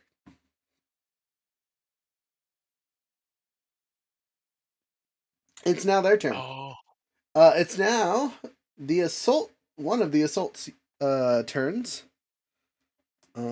Actually, I'm gonna roll to see who goes first because that barricade. I want to do something. All right, barricade gets a shot. So it just got slapped in the face. You are within range 10. Oh, but it got knocked prone, right? Because you bashed it back 1. yep, I knocked it back 1. Boop. Yeah, so it falls off, lands. Doesn't take any crit damage, but it's knocked prone. So it has to use its movement to stand up. And Kind of weird. I'm kind of scared to ask what that noise was. that was it. That was it. Hang up. That's the giant spider that lives in my closet. Oh no. Yeah, exactly. Well, I have good news for you, there, Monster Moo with the smart gun. You can't get shot. Your allies, on the other hand, totally can. And since I'm literally right next to it, it says, "Hello, little friend." And I go, Goodbye, little friend. son of gun. But before it does anything else, it's going to do a protocol. The barricade prints 2 size 2 cubes in a free adjacent area. The cube provides hard cover, and it is a single thing with 20 HP and 5 evasion. So, I cry. Real man tears. As this thing poops out 2 handy dandy shield things. course, I only have one. But does it place them so that it can defend against me? It does, because it can put them wherever. It just has to be an adjacent square to it. So there's one. And there is... See, I'm in the way here, so it actually has to do it like this. So it doesn't actually do anything to me, luckily, because I'm in the way. But the backside is now well defended. Anyway, that's its protocol action. Ooh, interesting. Hey, side question. What kind of damage did that... No, it was explosive, right? Because you used the thumper? Explosive for the smart gun, yes. Nice. Good, solid choice. I appreciate you. Let's see. Where's difficult terrain and dangerous The thumper go funk. Thumper no. The the smart gun just does kinetic damage. Okay. But since you did the thumper, it changed it to explosive, so you're good. So... Oh. Okay, +2 and a 1 accuracy. So it's going to be pew-pewing at me, and I'm sad about it. It rolled an 11, 3, and then it has a +2, so total of a lot, but not a critical. So, on a hit, the target is slowed until the end of your next turn. Oh. Oh no.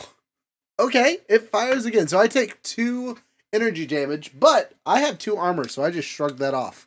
But I am slowed. So it's gonna shoot me again, because I'm right there. Not that it knows I can shrug it off. Man, those dice are crunchy. 6 and 13 plus 2, 18 total, right? No, sorry, 8 plus 21. Yeah. That's critical. Doesn't have any dice to roll, though, so I'm again slowed and take 2 damage. Again, I have 2 armor, so I kind of go, not today, Satan! Twice. And you be double slowed, though?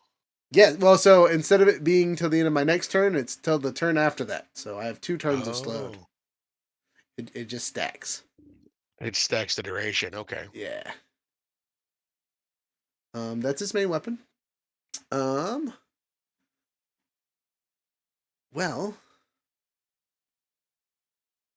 it still has a movement. What's its movement? Its movement is trash. Speed of 3, and it had to use half of it to stand up. So it has 1 movement if it really wants it, but there's no real reason. So for its action here, since it's shot me twice, it is then going to.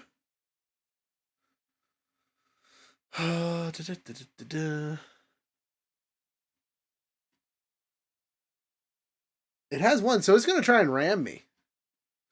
When you make a ram, make a melee attack with the aim of knocking the opponent down or back. To ram, make a melee attack against the I'm definitely smaller than it.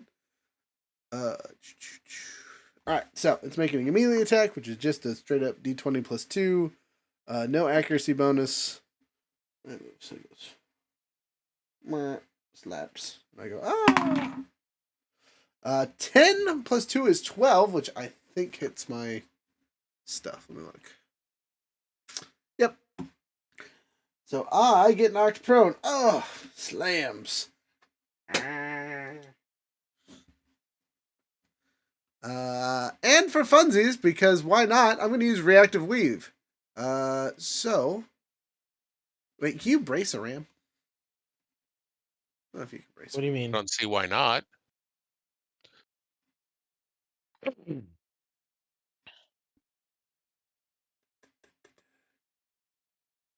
Where?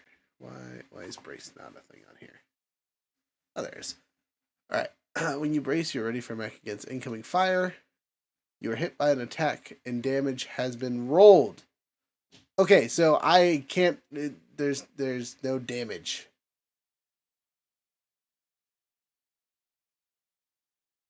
So, I cannot brace against getting rammed because it actually hurt me and just knocked me over.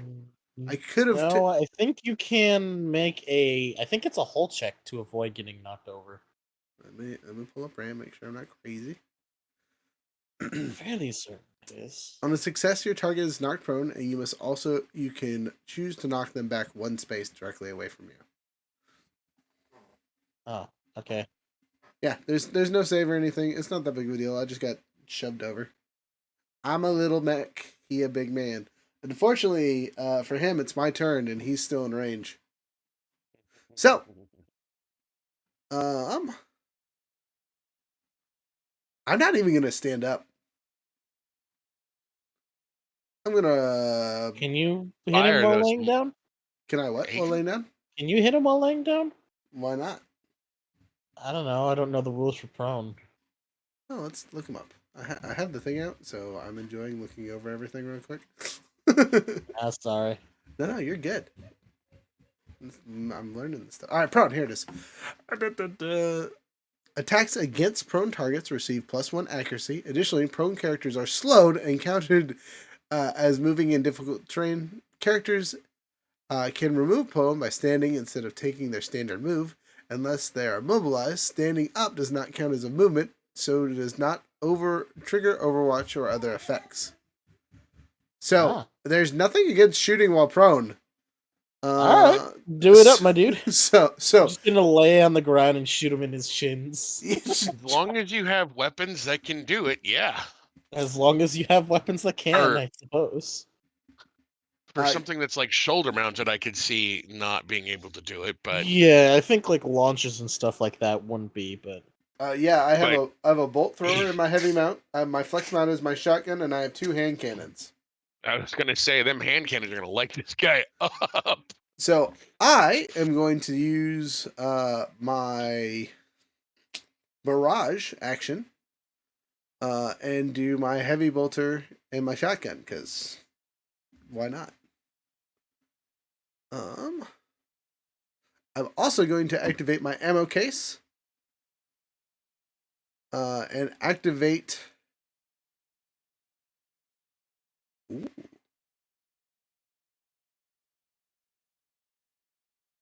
Burning up 2 of my points, and I'm going to activate Hellfire. So the attack will deal energy damage and deals any bonus damage as burn. So my shotgun does 1d6, no bonus action. what shotgun are you using again? Regular That deals bonus as burn? No, nothing. Okay. The Hellfire, right, is from the ammo case level 2. Oh, okay. Okay. So I'm burning up 2 of my 6 energy points for it. So the attack deals energy damage and deals any bonus damage as burn. So, clarification, what counts as bonus damage? That's when you get the plus whatever, right? Yeah. Okay, so maybe that's not so good then, because I don't have any quote-unquote bonus. You don't have anything that deals bonus damage? I don't have anything that gives me plus to damage. So. Wow, almost all of my, except for the smart gun, all of the weapons I have deal a die plus whatever. I mean, I have things that give me extra bonus. Yeah, okay, I'll just change it to the shock, so it only burns up 1 energy point. There you go. And it's going to be on the bolt thrower. So it changes it to energy jammer, choose 1 target, whatever. Adjacent characters take 1 energy AP, whether the result hits or miss. Which he didn't have anybody buy him except for his little thing, so. Whatever. Pew pew away. First up, bolt thrower. No advantages or disadvantages. +2 to my attack bonus from just being me. Yeah. An 11 +2 is a total of 13. It hits its evade by far. Wow, it has terrible evade. So we're doing 2d6 plus 1d6. And it's shock damage / explosive damage. 6, 4, 3. So a total of 13 points of damage. So your boy just deletes this man from existence. Even with his shields, because it's a shock. Thank you for your assistance over here, there, friend. Yeah. And then I guess I'm just gonna because I'm slowed, I can't get up. I'm literally stuck here, which is why I didn't stand up because I'm slowed, and it takes half your movement to get up, so I can't do jack diddly. Let's see here. What's the range on these? 5? 1, 2, 3, 4, 5. Hey, this guy over here. He's taking a shotgun blast to the back. Maybe. I might miss. With this one, because he's a guy, I'm going to activate Thumper, because he's standing on top.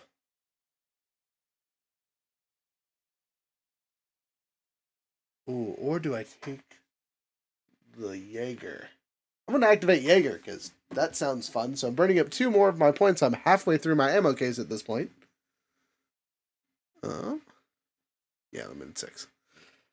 Oh, wait, no, it's only once per turn. My bad. I cannot activate Jaegers. Regular roll. Regular shot. That's a 20. It takes max damage, so 6 points of shotgun damage to the back. I have brutal, so I don't even have to roll. And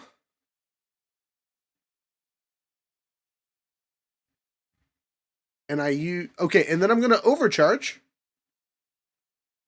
and use my Snapdragon launcher. Because why not? Yeah, once per mission, the Snapdragon anti-chassis guided mod can be used to make a ranged attack with the following profile. Heavy launcher, reliable 4, seeking range 15, 2d6 plus 2 explosive damage. So, the guy I just shot gonna have a bad day. So you get 1 free overclock, right? Yeah, overcharge. Gives you a quick action as a free action. Yep. So that's what I'm doing. Snapdragon, why not? Got to try it out. All right. So it's seeking, reliable 4. What does seeking do?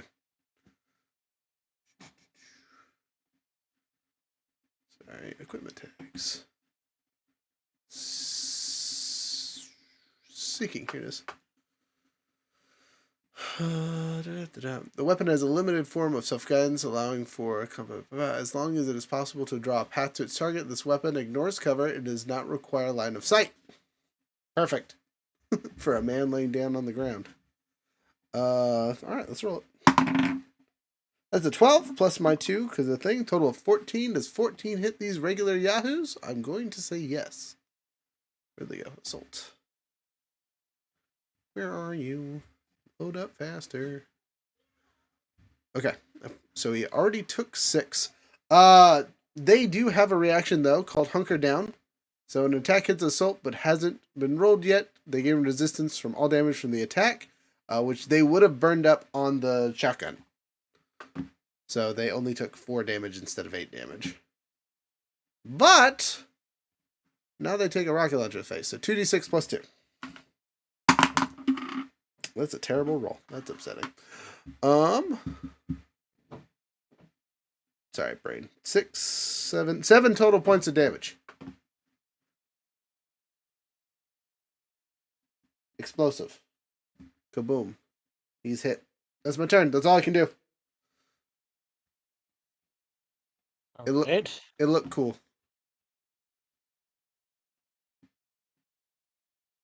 Now it's the assault's turn.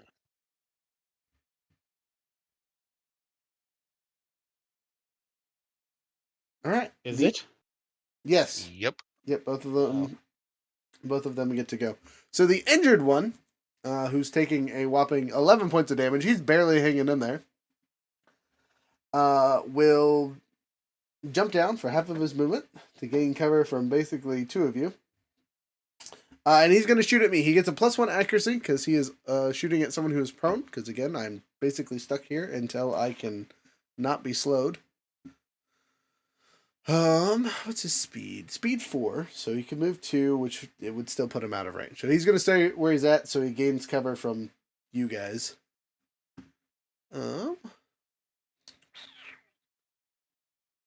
Pew pew pew pew. Yep. Assault rifle. He's gonna fire twice, I guess, right? Because he gets a full action. Yep. All right. Well, I'm definitely within 10, so +1 to hit and +1 accuracy. That's a 3. +1 is 4. With attack bonus of 1 is 5. He misses. He still does 2 damage because of reliable. But that doesn't matter because yo boy a boss and has 2 armor. Next, the exact same roll. Over here. Da, da, da, da, da, da, da, da, da, da, da, da, da. Man, they're gonna hurt me eventually. Next. Y'all, this is only a license level 4 build. I am concerned for the future. Are you talking about your build or Yes. the rest of ours? No. You guys too. But this I mean, how much damage did you just do? How much did I do? Only like with the negation of stuff. Brainwork, please. 7 + 4, so 11. Which is way under you guys. Yeah, but you also. But I No, just but took yeah, you 4 just- attacks and took nothing. Yeah, no. That's just kind of how some things go. Now watch this crazy stuff. It's the other guy's turn first. Oh, is it? Yep, yeah, there's still Oh, holding on yet. I thought he didn't have an. Oh no, maybe he's a higher thing. He's got another activation before the round ends. No, there's 2 assaults. 2 assaults. Yeah, all you guys took out the big guys. There's now just Oh, small ones. the little dudes. Okay. Yeah. All right, I assault forgot number about that. I just thought it was the one death. Second dude's gonna hop down, not worry about getting attacked, because why not? It's a target-rich environment. So you got 50-50. So, do you want odd or even? I'll take evens, I guess. Okay. Even it is. All right. He says, I'm gonna step up and shoot and stab. So melee attack to start using a combat knife. Bonus +1 bonus, no extra bonuses.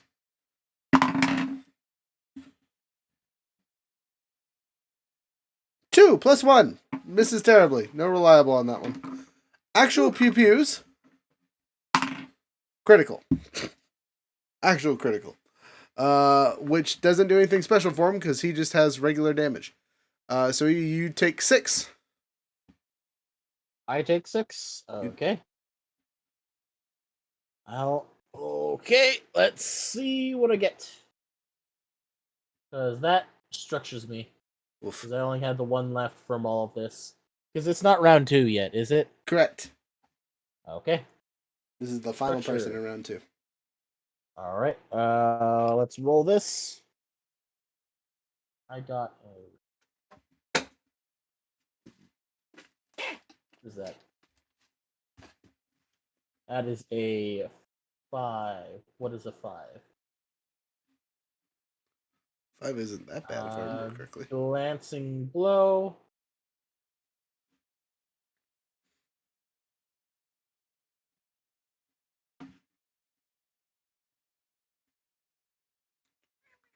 Oh, crap.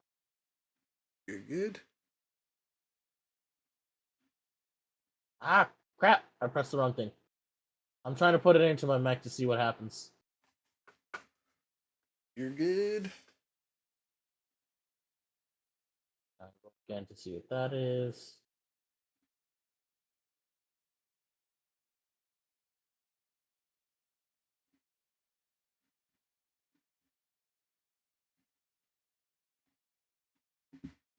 So sure. 4 5s. 5 and 6. Okay, nice. Okay. So I have a potential thing that I'm going to need to start rolling. So, I'm glancing not blow. stabilized, but I'm impaired until the end of my next turn. Yep. And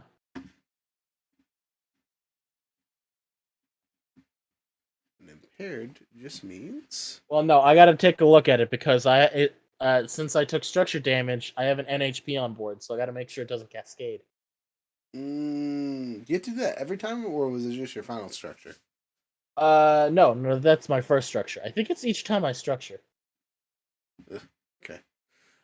So for the immobilized bits or impaired bits, the character receives a +1 difficulty on all attacks, saves, and skill checks. Okay, that's fine.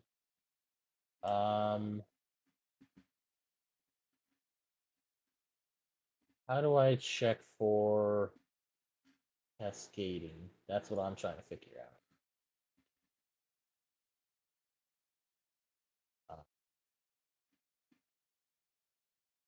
You don't. You just suffer through. Yeah, right. I'm just trying to figure out where it is, and I can't find it.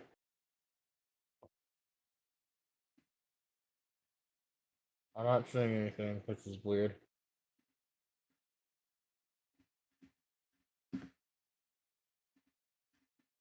I'm not really seeing anything in the references for it.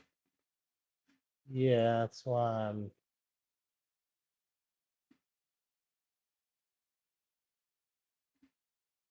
So I am impaired, but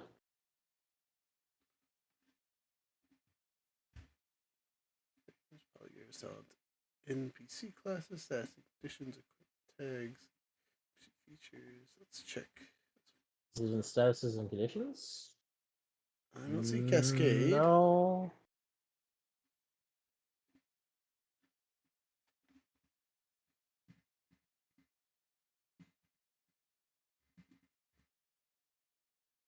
How do I'm you gonna spell? go back to it and then How do you spell Cascade? it is. Sorry, I'm going back to it. CASCADE. Okay, let me take a look at this. There you go, man. When an NHP begins to cascade, immediately take over Mac and it. Okay. Anytime a mech with the AI tag makes a structural damage or overheating check, roll a d20. On a 1, the NHP cascade has suffered traumatic impact and it begins cascading. I guess I just roll to see if it's, gonna cascade or not. Yeah, where's that on? I literally had to remove one structure while I had the thing to show what the cascade says. Just has cascade alert. So let me just roll this and I guess see what happens because I'm not sure if I get like bonuses to this or anything Okay, roll it. because it doesn't say if it's engineering or whatever. So, rolling. Okay, so put that in.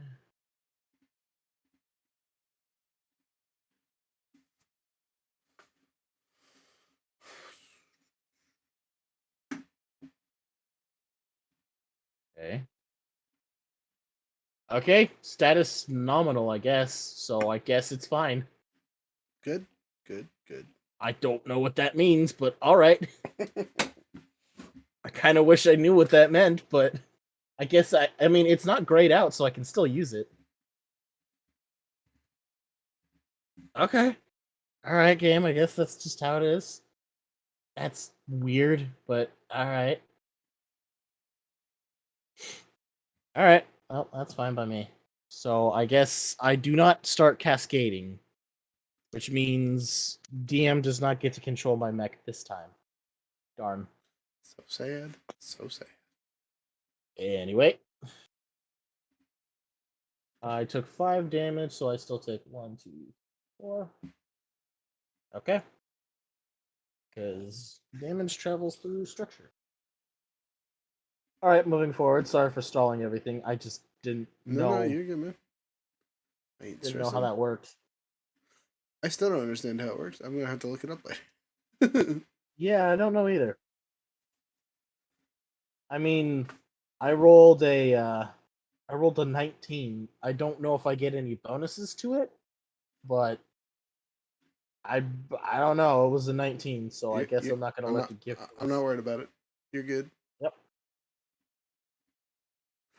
So, you're hurt, but not dead. It's your turn. Start of the round. The timer that is not going to matter at this point has done a thing. Cool. So we have the Ronin behind me, right? Yep. You have that guy over there. Yep. Yeah, you got 2 enemies touching you right now. All right, so I'm going to attack the not Ronin first. Okay, the assault, the untouched assault. I'm going to barrage, but from what I remember, I can select 2 different targets for the weapons. It just means I Yes. get to hit with both weapons. Correct. So first one's gonna be going into the little man over there. Okay, roll to hit. Start round 2. Gotta make sure I do everything correctly.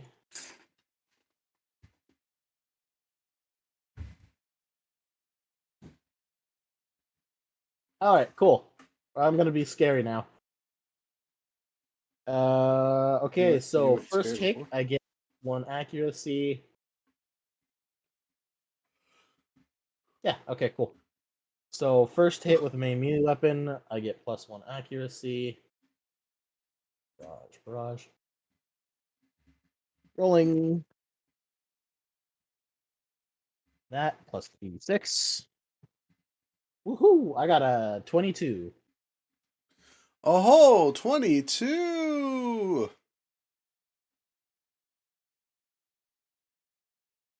You got him, by far.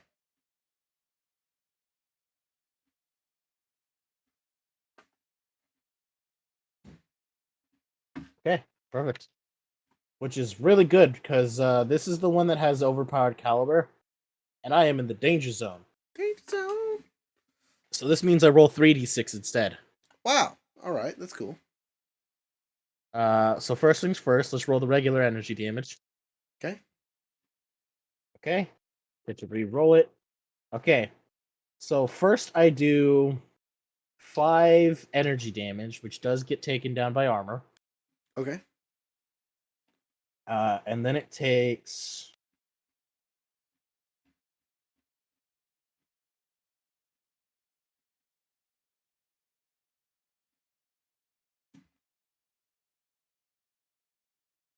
Uh, 9 burn damage. And 2 heat. Okay. And 9 burn damage is not reduced by anything. Because it is AP.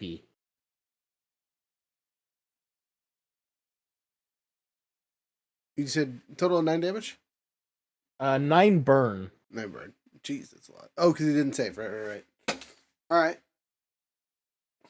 Now, it should only be So- 3 burn, right? And then at the end of the turn, Yeah, then it's yes. 9? So the special thing with Tokugawa is while it's in the danger zone, if it attacks with a weapon that does any energy damage, all bonus damage is converted to burn. Oh. I have Nuclear Cavalier, which means I get an extra 1d6 if I'm in the danger zone on the first melee attack I make. Mm-hmm. As well as I have Overpowered Caliber, which once per round on hit, this does another 1d6 bonus damage. So essentially, I get 1d6 energy, 2d6 burn now that I'm in the danger zone. Wow, that's so much. Okay.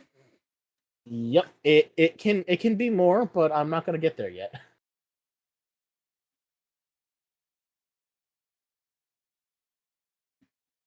Oh no. Oh no. Tell me what's going on, friend. Oh, I just realized this has. Since I rolled Predator, it doesn't matter what I do. Hmm. I have Brutal. Predator is the first step of Brutal. You were right. Okay. So I automatically do max damage with all of these. My bad. Well, it's only when you roll an actual 20. Yeah. No. It's when you make a attack roll of 20 and make a critical hit. No. I made a critical hit. It says on roll a 20. Unless I'm reading it wrong. Go to our Yeah, but anything that counts above like a 20 is right, but it says a You know- roll. It says a rolled 20. Unless I'm crazy, I can look at it real quick. When No, you it roll does a say 20 that. on the dice, yeah. So it's an actual. It's crit. just since I put the 20 into this thing, it's popping up as deal max possible damage. Because you know how it pops up with the different synergies that you got? Mhm. That's how I took a look at it. I don't know. It's weird. Anyway, if not the case, then Oh, hold up. I Sorry. still. When you roll a 20 on a dice for any attack and a critical hit, how do you not critical hit with a 20? I mean, I think it means if all of your dice and your thing add up to 20, that counts, and then if you roll a 20, it counts. Regardless, it just pops up Yep. with the active synergy of deal the max possible damage when you make an attack roll of 20 and make a critical hit. And Okay. this ComCon popped up with 20. So instead of that, it would be 6 energy damage and 15 burn. I was gonna say if it's coming up in CompCon as deal max damage. Yeah. I mean, we could argument die this. I know. Eh. I know. I mean, all else fails, I don't mind skipping past this. It's fine. I will we'll check it out in a minute. It's called Brutal, right? Brutal, yes. The first one, which is Predator, deal max possible damage and make an attack roll, and make a critical hit.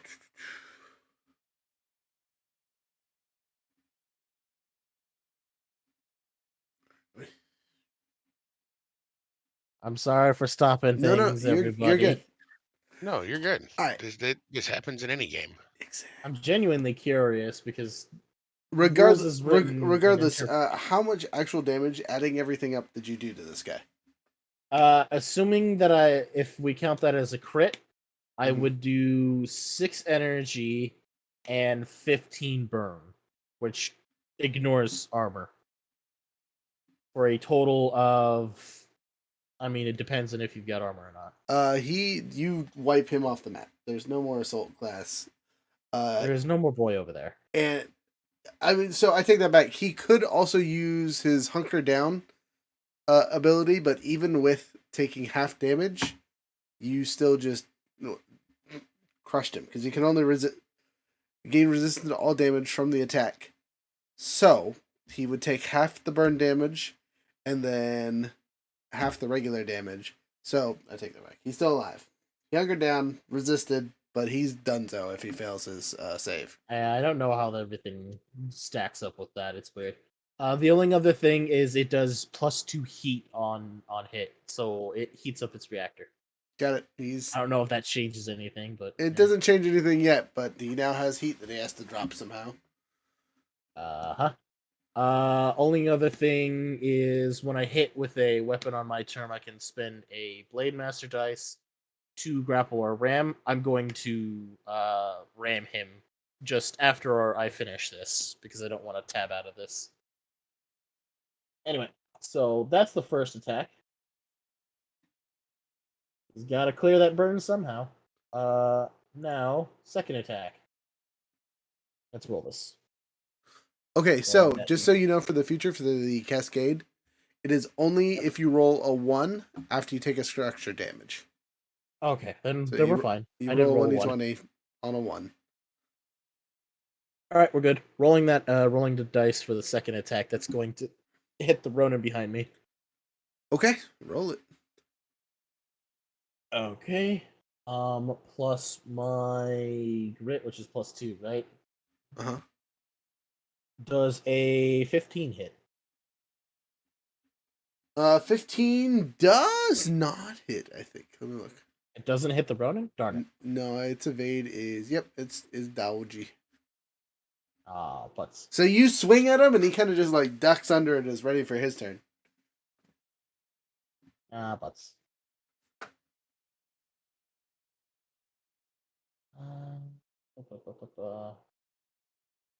Yeah, I got one on that. Yep, missed.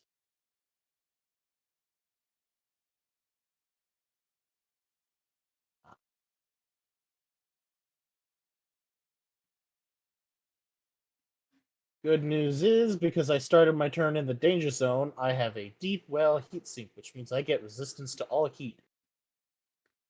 Nice. So, from that heat that I would have gained,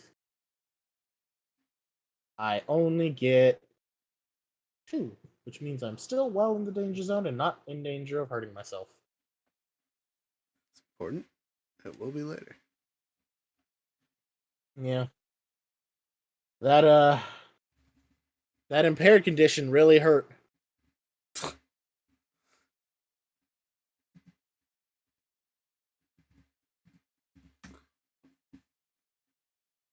I rolled like a 17, and then it knocked me down a little bit. Or I totaled up to a 17, and then it knocked me down 2. Difficulty dice. Anyway, what could I do? I could overcharge and try to swing again. You could. First things first, gonna do that ram. Okay. Ram him. What is the things for ram? It's just a melee attack. So Aim of knocking down or pushing. Yep. Okay.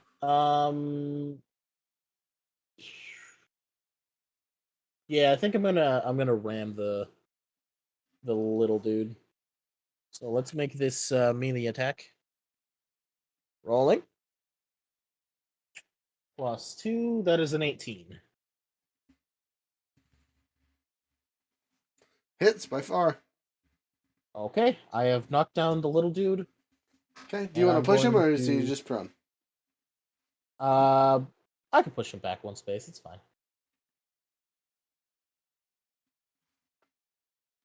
It's the assault. I'm gonna not the Ronin, the assault. Oh, okay. Yeah, that's the Ronin. The assault's the other one. Sorry. You're good. All right. Salt has been knocked down and pushed back, and is sad. All right, perfect. Now, should I overcharge and try to swing again?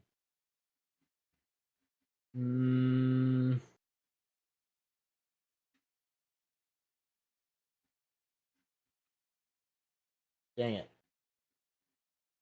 Dang it, dang it, dang it, dang it. I think I'm gonna hold off on that, actually. I think I'll overcharge next turn if I need it. Which means I'm gonna turn over. Okay. Which makes it the enemy's turn. And since the 2 big ones are dead, it's the Ronin's turn. Ronin says, I'm going to end you. You thought the last attack was bad. Alright. +1 accuracy, +6 to hit. You're the only target in range. The 9 +6 +6. So, criticals. Which is important because that means it gets an extra +6 kinetic damage. 5. So total of 11 points of damage. Jeez. Okay. So what I'm going to do is I'm going to use one of my Blade Master dice. Okay. For the parry reaction, because it's hitting me with the melee attack, correct? Correct. Okay, when it hits me with the melee attack, I gain resistance to all damage, heat, and burn dealt by said attack. Sweet. So, You take only 5 then. I don't know if it's rounded up or rounded down. We I round assume- down. So 5. Okay. So that's 1, 2, 3, 5. Alright. Alright, Next, still sitting pretty good. next attack. 9 +6 is 15. 15 damage? No, to hit. Oh, 15 does hit. What Okay, was you the other one? 20. Oh yeah, Three? the other one would definitely hit, which is why I was glad I did that. Anyway, 15 hits. And just straight up 6. 6 damage? Okay, Yep. he's still staying in. And the final hacha. 15 +6 +6. So 27. You both, I thought you And picked max the highest. max damage, so 12 points. Okay, well that structures me again. Help. Okay. Let's see what I roll. I have to roll 2d6 now. Yar. First roll is you. Second Wait, roll. why do you have to roll is- 2d6 now? Because I'm structured. Right. I have to roll I have to roll a d6 for each structure I'm missing. Oh, is that how that works? I thought you just rolled 1 per. No. Okay. So I got a 2 and a 4. That's system trauma. Piece of my mech has been torn off. Rolling a d6. Oof. Okay. Oh, I get to choose which one it is moving. In that case, get rid of you. Okay. And then roll d20. Roll the 16, not a 1.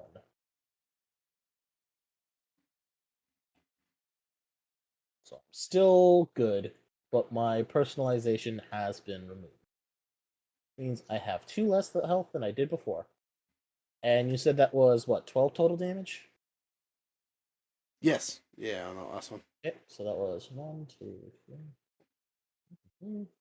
Alright, I am still alive.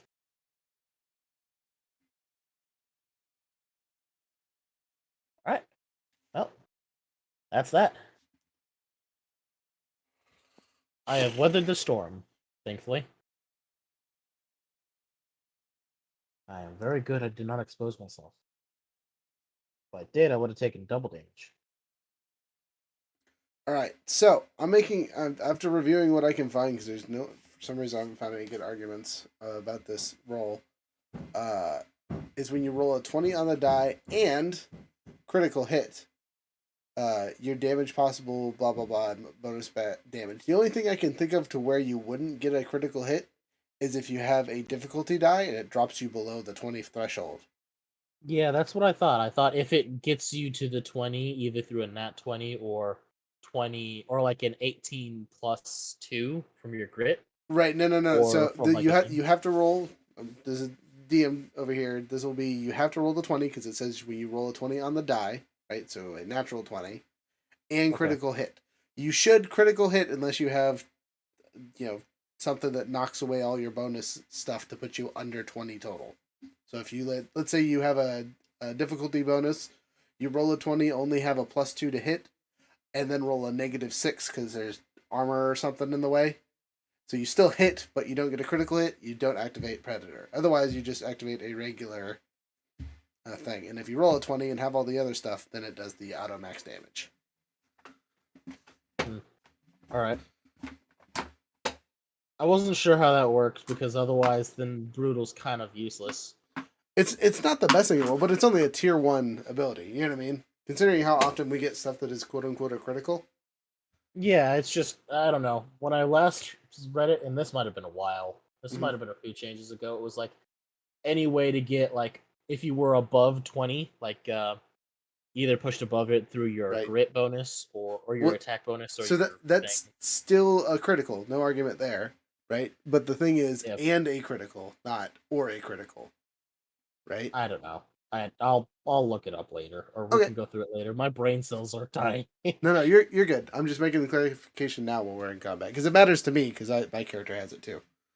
Oh, no worries. I don't know. It feels like it should be one or the other, and I just don't know anymore.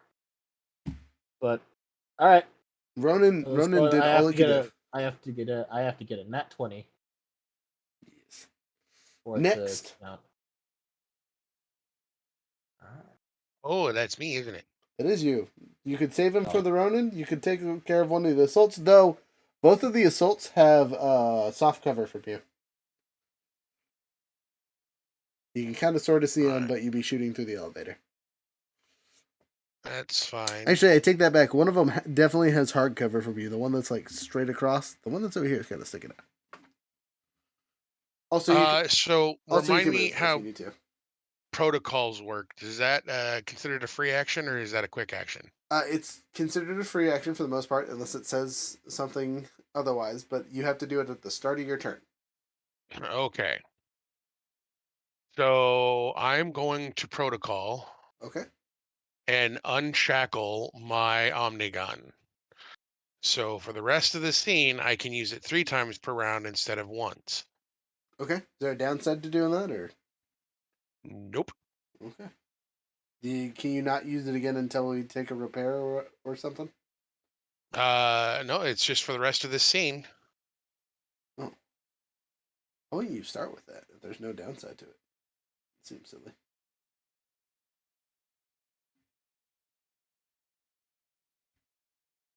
because the scene can include multiple combats.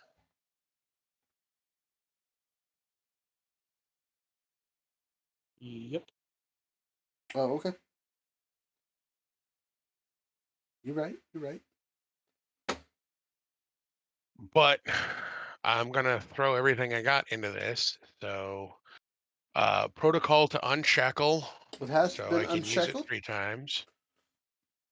Does it have its own little marker? Like, is it a drone, or is it just super powered for a No, second? so so it takes my Omnigun from only being able to go once per round as a free action to being 3 times per round as a free action. Gotcha. Okay, just making sure we're good to go. So it's 3 free damage that can't be dodged, ignored, bypassed. Good. All right, next. Then I'm gonna overcharge and activate Hunter Lock on the Ronin. Okay. Then free action with the Omnigun. I'm gonna hit it for 4 damage. You do 4 damage. Pew pew pew pew pew. He's still up, but that hurt. You say, try to dodge this, sucker. Pew. All right, the Omnigun is free actions. I've overcharged, so I still have 2 actions plus 2 more shots with the Omnigun, right? If I'm tracking everything right. So No, the 1 more action because I acted. No, I do still have it. Okay, cool. All right. I am going to fire my mortar, and there is a space in between both of those uh uh other dudes that I'm gonna aim my mortar for. okay, so you're gonna mortal these guys and like hit here, so you hit both of them. Yep. Okay, you do that.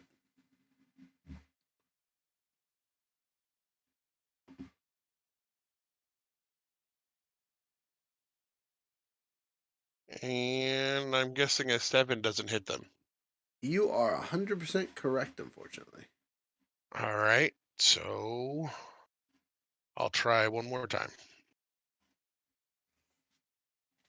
Okay. How's a 22 feel?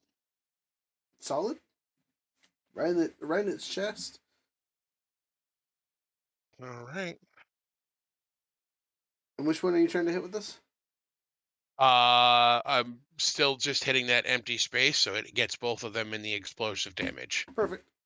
So they'll both take 1d6 plus 1 damage. Okay, roll it. And since it was a crit, I get to roll twice. Yep, and take the higher of the 2. And we're going to take the 6 over the 3. Most assuredly. 7 points of damage. They get a little bit of oomph-de oomph. This guy right here that took all the other damage, you finish him off before the burn can finish him.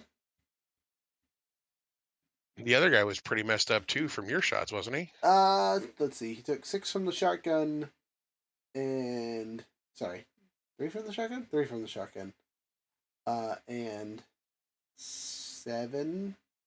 So he took 10 from me. So if you just did 7 to him, that actually might finish him off too. Look. Load faster. I believe in you. Yep, got him. Nice shot. Nice, Excellent. nice mortar. Just straight in the face. Did the Ronin make his engineering save? Yes. Okay. All right. And the Ronin is going to take the other 2 shots from the Omnigun. So he's going to take 2 more armor piercing damage. Omnigun's scary. Omnigun doing all the work. All right, 2 more points of damage. He looking rough. He's over here being the most BA person possible. You guys are just like, we've killed all your friends. Now it's your turn. You haven't even said anything. No demands. Just came in, started blowing up their mechs. I mean, technically, like, there's a mech body here. There's a mech body over here. There's the 2 assault guys over here now. It's just a mess. All right. Next is me. It's you. I still can't move. Thank you, being. Just roll onto your side and keep pewing. That's 100% all I can do. So that's what I'm doing. Do you have any line of sight on him? Maybe barely. I don't technically count as soft cover or hard cover, so maybe. I don't know. Actually, I think the issue is range. Actually, that might be a problem. Yeah, because The only thing you might be able to do is, yeah. I think you got 8. I think you have to use your entire thing to. What is it? You have to use all of your movement to get up from being prone. I don't know. Maybe you'd have to dash to get within range. I was gonna say which I can't because I'm slowed. Doesn't slowed only last to the end of your turn? But I got hit. But he with was it slowed twice, so it extended the duration. So he won't be so if able. he's slowed, you can't get up. Yeah, exactly. Because it uses That your full move action to get up. That feels like a cheese. It does feel like a cheese, but I'm doing it to me, so I don't feel so bad about it. I was gonna say at least he cheesed the DM PC and not himself. So, man, I could shoot my rocket launcher, except if I already used it. That's upsetting. Let's see here. Well, you know what? I can just reload, stabilize. Not that. No, wait. Because No, you can stand up. I just took a look at it. Prone characters are slowed and count as moving in difficult terrain, but you can still use your entire movement to stand up. Right. But I got slowed again. Yes, but slowed doesn't make you stop moving. Slowed just makes it so you can't boost. Oh, what he's saying is that even though you have the slow until the end of your next turn, you still have your movement, so you can still stand. You just wouldn't be able to move afterwards. They can only make their standard move, and I just looked at it. Prone normally gives you slowed anyway. Right. The only movement some characters make is their standard move. On their turn, they can't boost or make any special moves granted by talents. Which means, technically, if you're slowed, you can still make your standard move. It's just you're now making it by crawling. I don't know why that image... absolutely have stood up on the last turn. I don't. I chose to shoot instead. What's the word? You Max Pained your way through just as you're falling down, or you're just bullet timing your way down. I don't know why the sudden image of just a mech crawling a little bit further just to get a good shot is so amusing to me.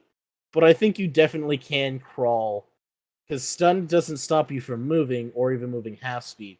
You move your regular speed, you just can't boost. Or use any special moves granted by talent systems or weapons. Yes, however, as dictated by prone, because prone also gives you slow just by virtue of being on the ground, you can remove prone just by standing up. The only way you couldn't do it is if you're immobilized. Gotcha. Standing up doesn't count as movement, so it doesn't trigger Overwatch or other effects. Alright, cool beans.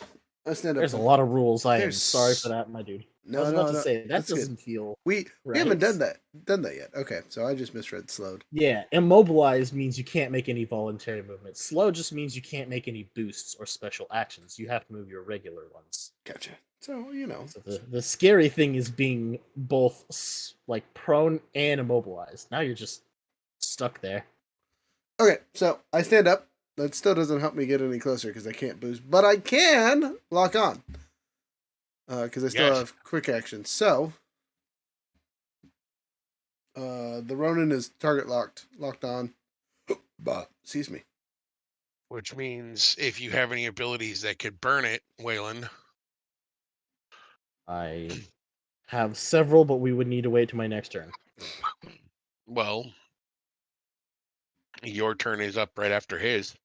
This is true. Yep, because I'm the last in the line this time to do. Let's see here. Can't boost. I'm going to hide in plain sight. Why is that not a move? There's no thing for hide. That's wild. All right, well, I'm going to do that for funsies. Not that it does anything, because I can't make an attack anyway, but they don't see me. I'm just magically standing. Pretending to be a lamppost. Okay, well, that's all I can do. For now. All right. That's my turn. It's now your turn. I've at least added lock on to the Ronin here. Which Not is the- very good for me because I think I still have immobilize. Yes, I do. You mean impaired? Or impaired, yes. So it'll cancel each other out. So 1 difficulty. So that kind of cancels out with the lock on, which I will consume. But I do get accuracy for this. So I still get a 1d20. So let's. You got this. And starts. Here I go swinging again. All right, barrage yet again. I'm gonna slap the bejesus out of you. This is gonna hurt. Toodaloo. However, I will barrage with 1 torch and a fuel rod gun instead of just 2 torches. Because I'm getting quite hot and spicy, which is dangerous, hot and spicy. but also necessary. Anyway, let's roll this d20. So that plus a 2 plus d6 is a 19. 19 hits. Will it finish him off? Probably. Well, it's got all this on it, so let's see how it goes. Also, I found a thing about how crits work in Lancer, but I'll show after that. We'll talk later. Okay. Again, it's not crits specifically. I understand how crits work. It's the whatchamacallit? It's the wording of the rule. We can talk about that in a minute. Yeah. Okay, fair enough. All right. Let's see. So I get first things first, 1d6 energy. So 3 energy damage, then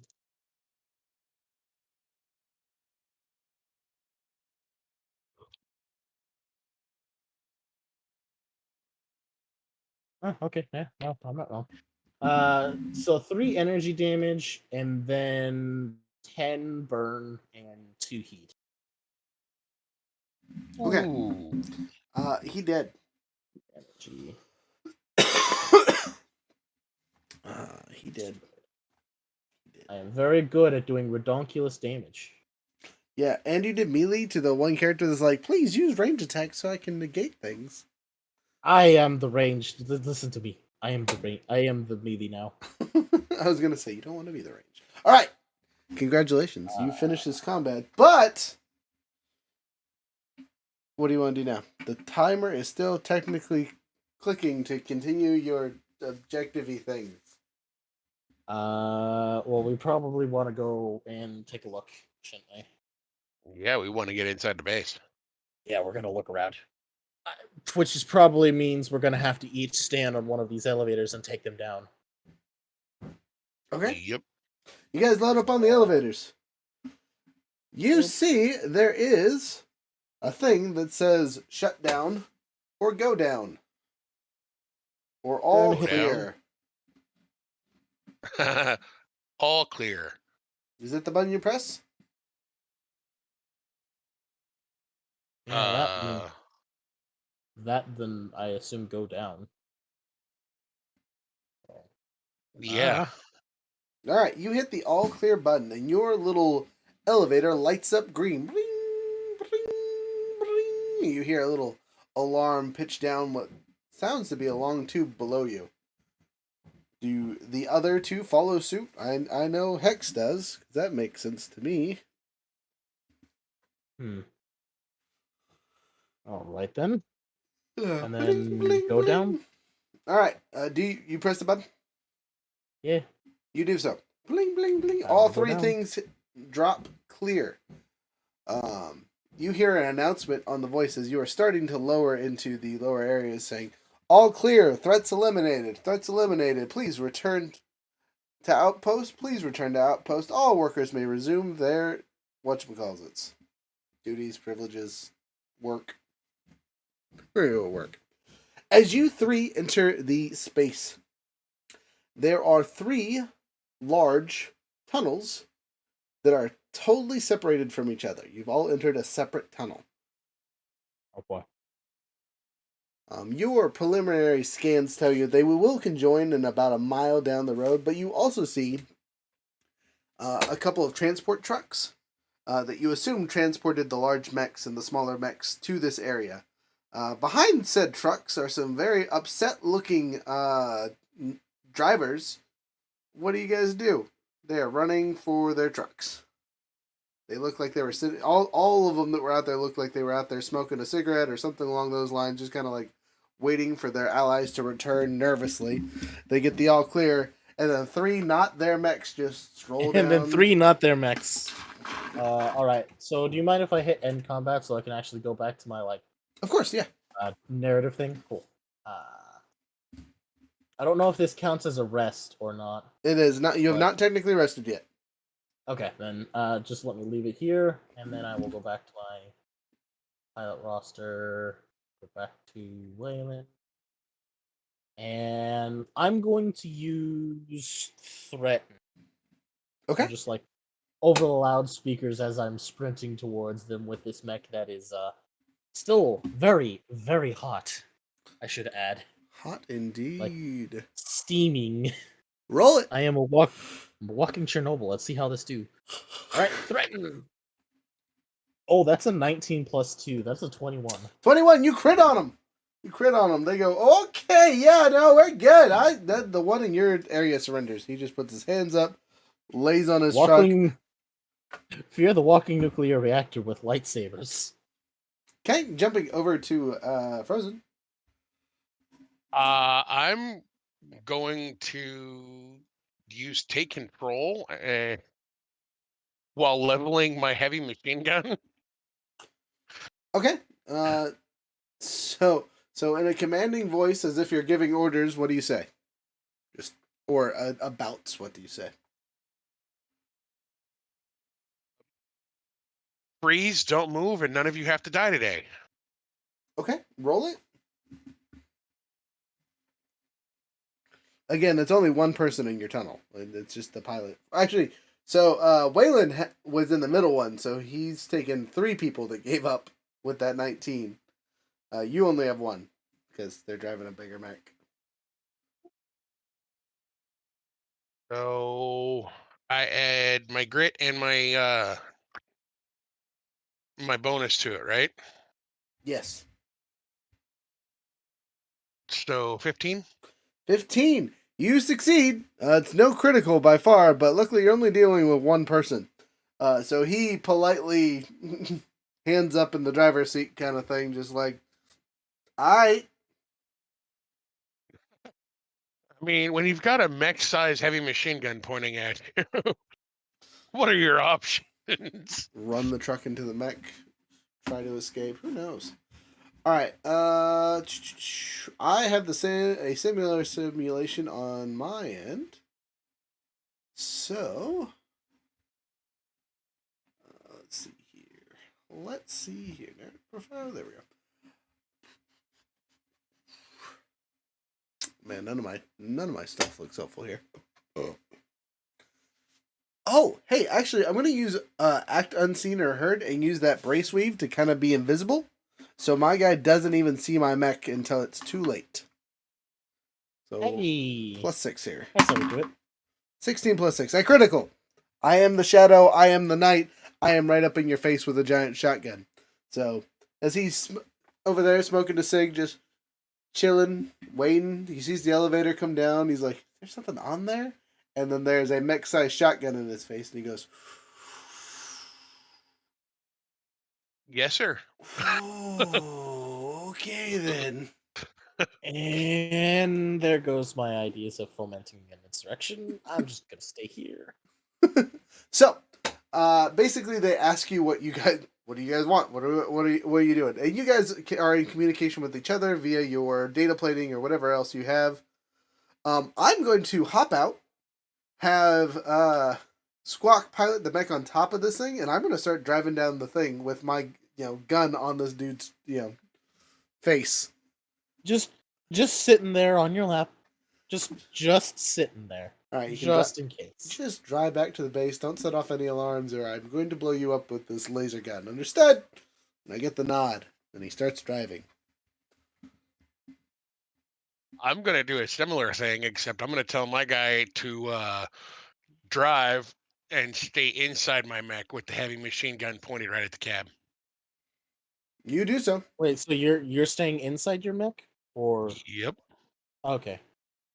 Because I imagine we're Uh, going to some sort of hangar, something and like I that, yeah. might want to be inside the mech just in case there's other mechs in the hangar. Oh yeah, no doubt. That I was just confused. Just the way I thought you phrased it was you have the guy in the mech. Oh, no. He's driving Okay. the car. You're staying in your mech. The guy is driving the car.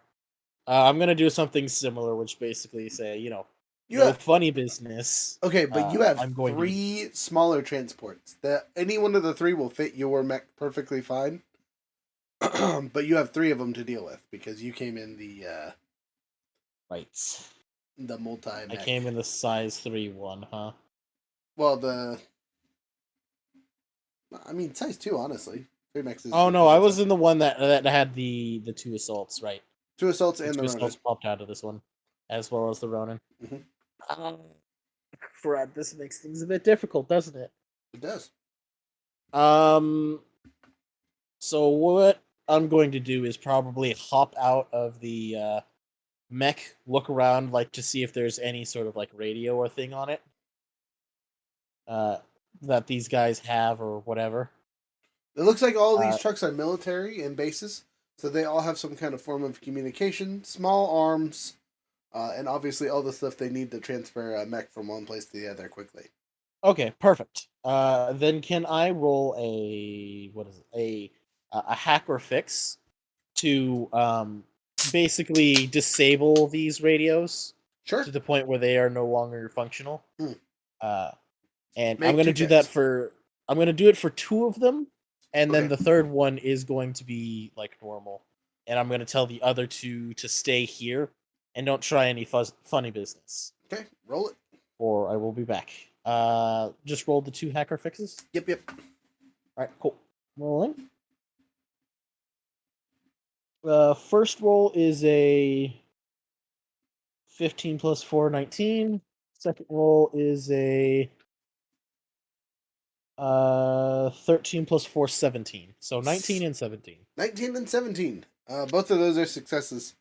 You disable both Okay. radio systems relatively easy. You And literally he's walk. just You literally just walk over and hug the trucks, and your over venting heat just melts their radio system. cool. So gonna make sure that they don't have any like other ways of contacting them, and then I'm going to like get in the third one, the one that I haven't done it, and then basically just say I have this I'm gonna flick the torch on and off to show that it just kind of shoots out like a lightsaber, Okay. essentially. And it's like, this will be in my hand. If you try any funny business, it will also be pointed at the cockpit, and you won't know what hits you. Fair enough. Don't try anything. Roll. The other 2 of you, Roll a. don't go in Roll a there. check. Roll threaten. Sure. Rolling threaten. Oh boy, I am rolling hot today. That is a 17 plus 2 for a 19 again. Okay. Damn. 19 total is still a success. By far, Yeah. again, dudes that you just burned up half their trucks give you the thumbs up. The other one loads up your mech. Because it actually is fit to your size of mech, it's a smaller truck, but they do actually start like strapping you down because there's not a lot of wiggle room and whatnot. So your mech will be immobilized until you take an action to basically rip off the straps. Gotcha. So you All right, tell your I can deal driver with to that. drive back to the base. Yep. So, And I think on the way to there, just hasty things, venting stuff, rechecking systems, yada yada. sure, there's enough time between here and there to do a couple quick Basically a actions. rest. Yeah, sure. It's a long enough drive. And you'll know that this tunnel system branches out into other tunnel systems and then connects to a main tunnel system where you'll see R2 vehicles heading towards the same place as yours. So, this is the appropriate time to heal your mech and do one repair or whatever you need to do to heal up. Woohoo! All right. So Now, before you guys take off / heal and all that fun stuff, do you contact your other ships and tell them to land where you guys secured, or are you gonna leave them off base until you know for a fact that there's no enemies on this pontoon, as we'll call it for now? Really, having some ground forces as backup might be worthwhile. Yeah. The only issue is they knew So- that we were coming the moment we landed. So, what if they send others down at the exact same time? I mean, they could, but I mean, you are in the tunnels in the way. That's true. I think maybe having them on standby, and then we call them in so they're just like ready to go, and they'll be here within like 2 minutes of us calling. Okay. I think that would be the better option rather than having them come in right now. Okay. Well, looking at you, Waylon. You're the boss at the moment. Yep, Waylon's trying to make tough decisions. However, he is not the captain. Okay, so they're doing just fine. They don't get discovered, so you're good. You don't hear any. Oh, they're blowing us up from your radio and whatnot. Sweet. Well, I almost dropped my flash drive.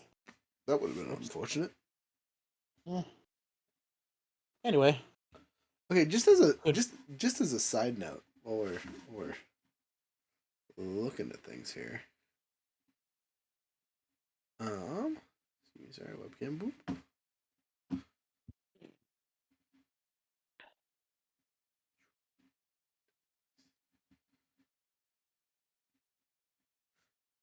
What is up with the fact that there is not that many mechs that are size 2? well, size 2 mechs are. Are you talking about NPCs? Yeah. Honestly, I don't know. It's weird. I would assume that. The defenders are the only ones that have majority size 2s. They have 2 all by themselves. And then they have the only size 3 that I've seen. Every other class doesn't have them. Support has the medic. And artillery has... Actually, artillery might not have any. Sorry, controller has the barricade. I don't know. I'm assuming it's that way by design. So it's kind of. Because there is the size 3, what is it? It's like. Behemoth or something like that? Yep, that Or sounds Goliath? right. Goliath. Barbarossa, I think, is a size 3. No, there's an NPC that's like a size 3 as well. Oh, It's like a heavy artillery thing. I don't know why there's not very many size 2 mechs. But now that I think about it, even with like Lancer PCs, size 2 mechs aren't the most common. I think there's more size 1 mechs than that. Yeah, than anything. Yeah, size 1. So I would assume that's kind of why, but I don't know.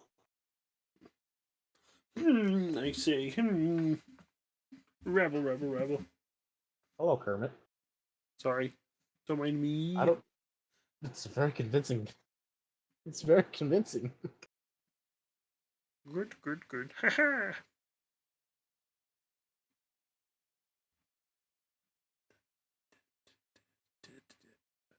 I don't really have an answer to you. I'm sorry. You're good. You don't have to. I was just making commentary. Maybe the idea is I don't know. They're like less because there's a distinct difference between like Lancer pilots. They're like aces compared to regular pilots. or something like that. Maybe. So maybe like the easier mechs to pilot are the smaller ones. I don't know. Yeah, because I mean, even for Um, the Lancers, there's no size. Oh, there's plenty of size twos. There's a couple size twos, but there's like no size threes, maybe one. There is one size 3, and it's just the Barbarossa, and it said it's an exception to the rule. It's just because they decided to stick a railgun on its shoulder. They decided to stick a ship-based Weapon. weapon on its back, Yep. So they just said, let's just make something big enough to support a ship weapon. It's like the Carl Gustav, but it has legs. which would be great if we were doing like heavy sieges or something like that, having our Barbarossa. Oh yeah. But like really looking over it, it's not great for like mech-based combat unless you can stop something from moving while it spools up.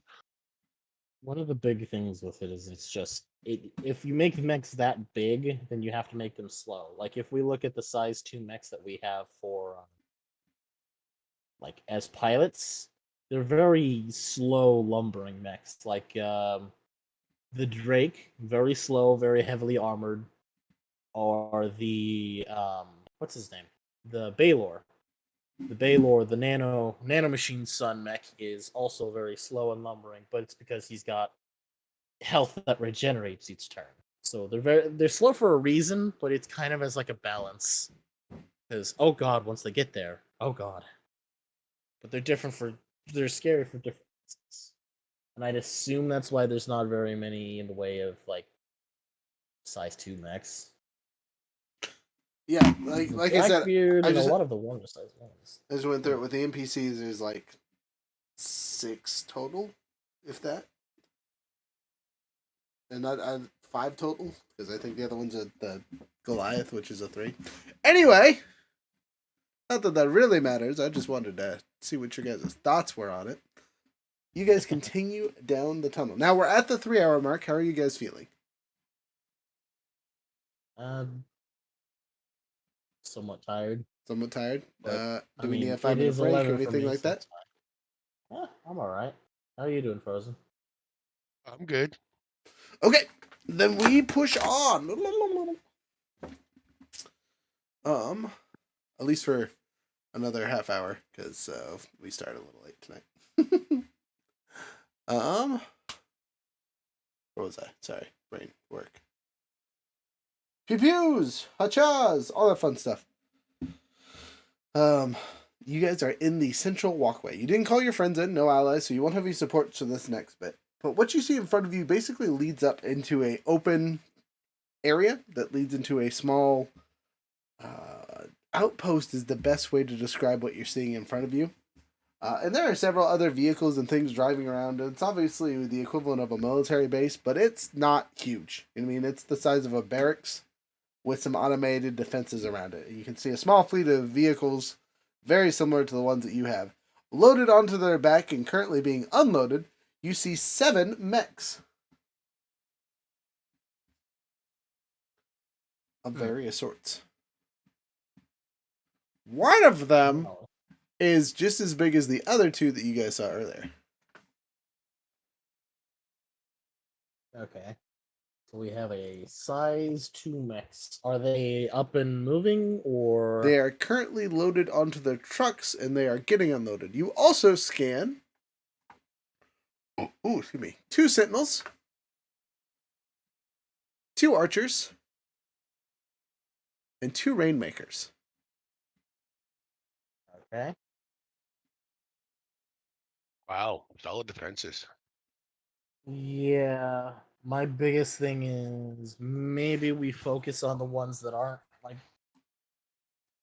we have the element of surprise. And that makes me think if we can just, quickly like break the mechs before they can get offloaded, then you know, we cut the 7 mechs down by a decent number. Yeah. At least that's what my thought process is. Because they're not going to fight back. They're just, laying there in the back of the trucks. Allegedly, yes, yes. It's the ones that are piloted already that are the issue. Well, Yeah, I thought were all of them like laying in the back of the trucks, they or are. some They of them are. pilot? Some of them are getting unloaded currently. Like the big one that you can see from down the lane, which your handy dandy scanners tell you is a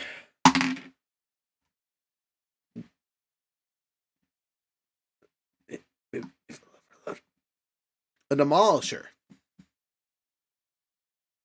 Hmm.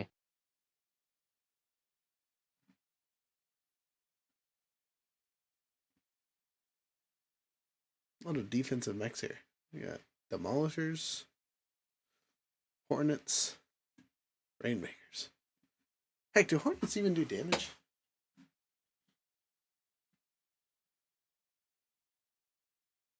Yes. Not a lot, but some. Rainmakers, on the other hand, they go kaboom.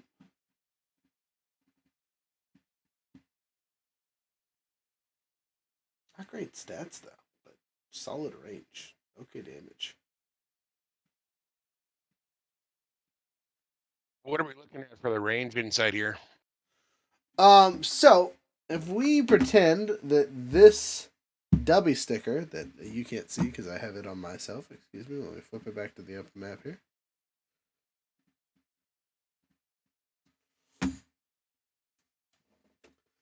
Actually, give me 10 seconds and I'll get you an actual map this time.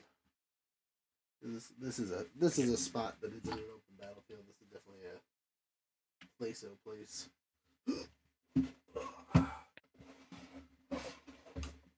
Night, kiddo.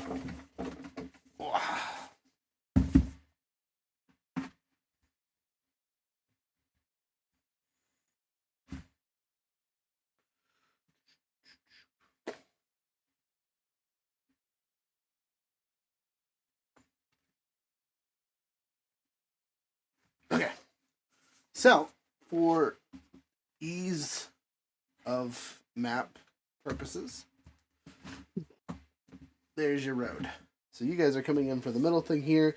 These are stuff and things, not really important. It's kind of like a defensive gate that keeps civilians out. And then you had the building itself with 2 automated turrets on it. And then I'm going to put the mechs kind of spread out, because you will be able to see them. Again, they were supposed to be loaded up. But before I do that, let's get our hexes out there. Unless you guys want to play on squares for this match. Either way, it doesn't matter to me. Whatever's easier for you, boss. Don't say that, I'm lazy.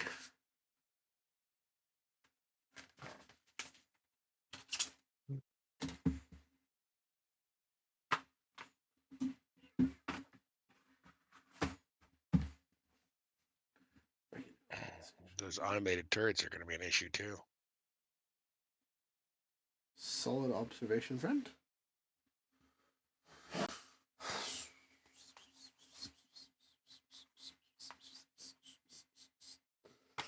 Now, I will point out that you don't necessarily have to go in balls blazing. You could retreat and do something else. I'm just setting the map currently because I assume that's what you're going to do.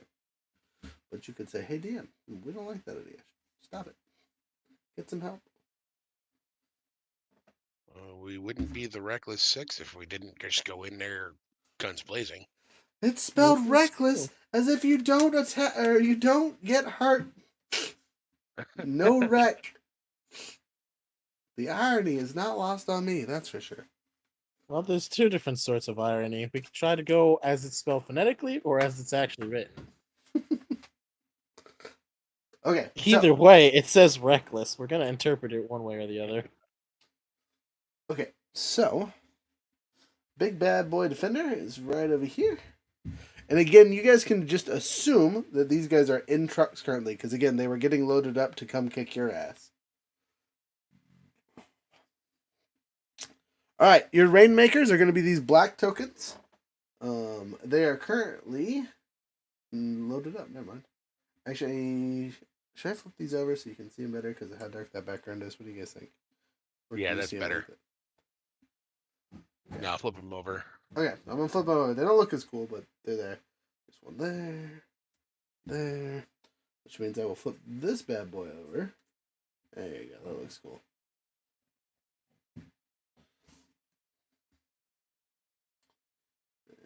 Bada boom. Bada bing. Those are the Hornets. And then our circles of power here are our two Sentinels. You guys will be entering from this zone right here. Technically, riding in all your trucks, which will be represented by the white circles because they're a little bit bigger than you guys are. Now, two of you are going to have to, well, there'll be things are about to occur that you cannot help because of the choices you made originally. So, Me, on the other hand, I could just start blowing shit up.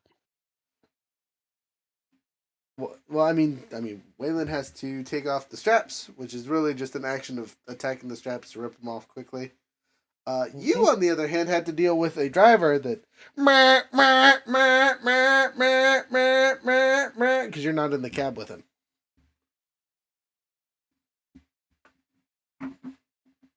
He will also make a crashy crash and slam into a wall head first. Before or after I fire my minigun at him? Your choice. Because as soon as he started laying on the horn, I'd have pulled that trigger.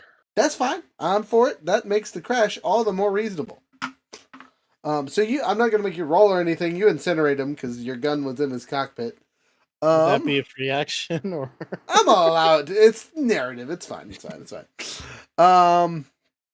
I will need you to make a save though, to see if you can not, hurt your mech when the truck crashes from you shooting the pilot. Okay.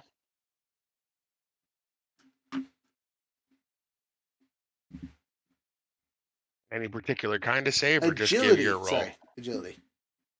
Ooh, do I have? I just improved my agility.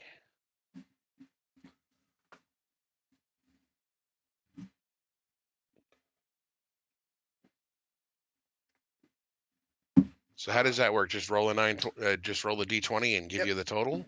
Yep, and add if you have a plus or minus or whatever, this is the place to apply it. So, for example, my handy dandy Yahoo has a 2 in agility, so I'd be adding a +2 because you can max out with a +6. Okay, so I currently have a 1 in agility. Okay, so you add a +1. All right.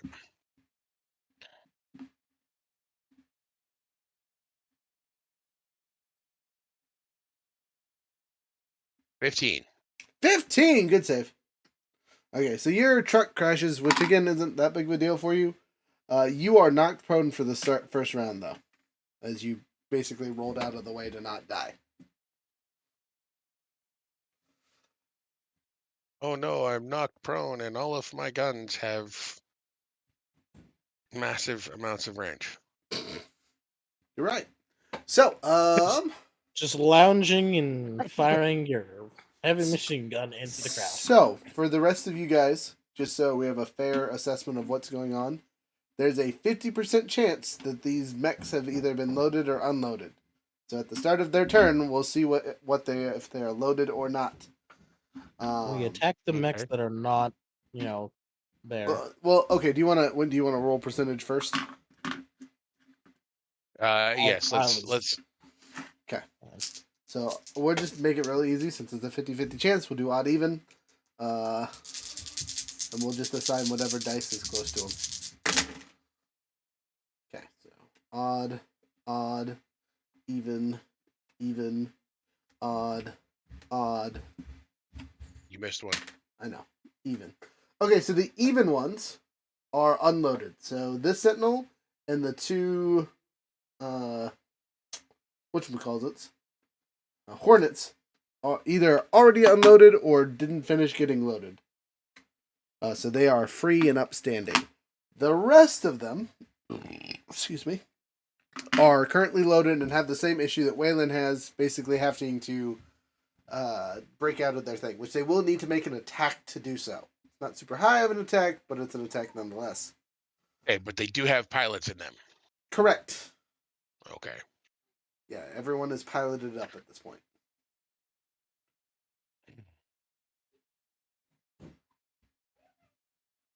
So, who's first? Initiative order? D6s? How about we use D6s this time for funsies? All right. That'll work. Okay. 5. 5 as well. Frozen. 3. Okay, so Yep. reroll. Roll again. 1. Probably you. 4. Alright, you're first. Yay. So I have to use an action to, rip the things off. Correct. Or you ride your truck in and see where it stops. But other truck well, that- McGee, kind of just crashed into the wall and has alerted the enemy of our presence. Yeah, it's just I don't know how long the, truck would go in. And they already know they're here, so might as well start. Okay, so you'll use your full term to escape your truck and let it drive off and do its own thing. Yeah, I mean, I threatened the guy, but I also said he would go if he did as I said, and he did as I said. So, Okay, roll it. man of my word. And as he's going over like the loudspeakers or through the radio that I may or may not have touched up a little bit as I was messing with the other ones, it's just a very quick Waylon says, "Get out of here and hunker down," basically. Okay. So I need See, you... to them, I am bad guy, but I am not bad guy. I agree. So to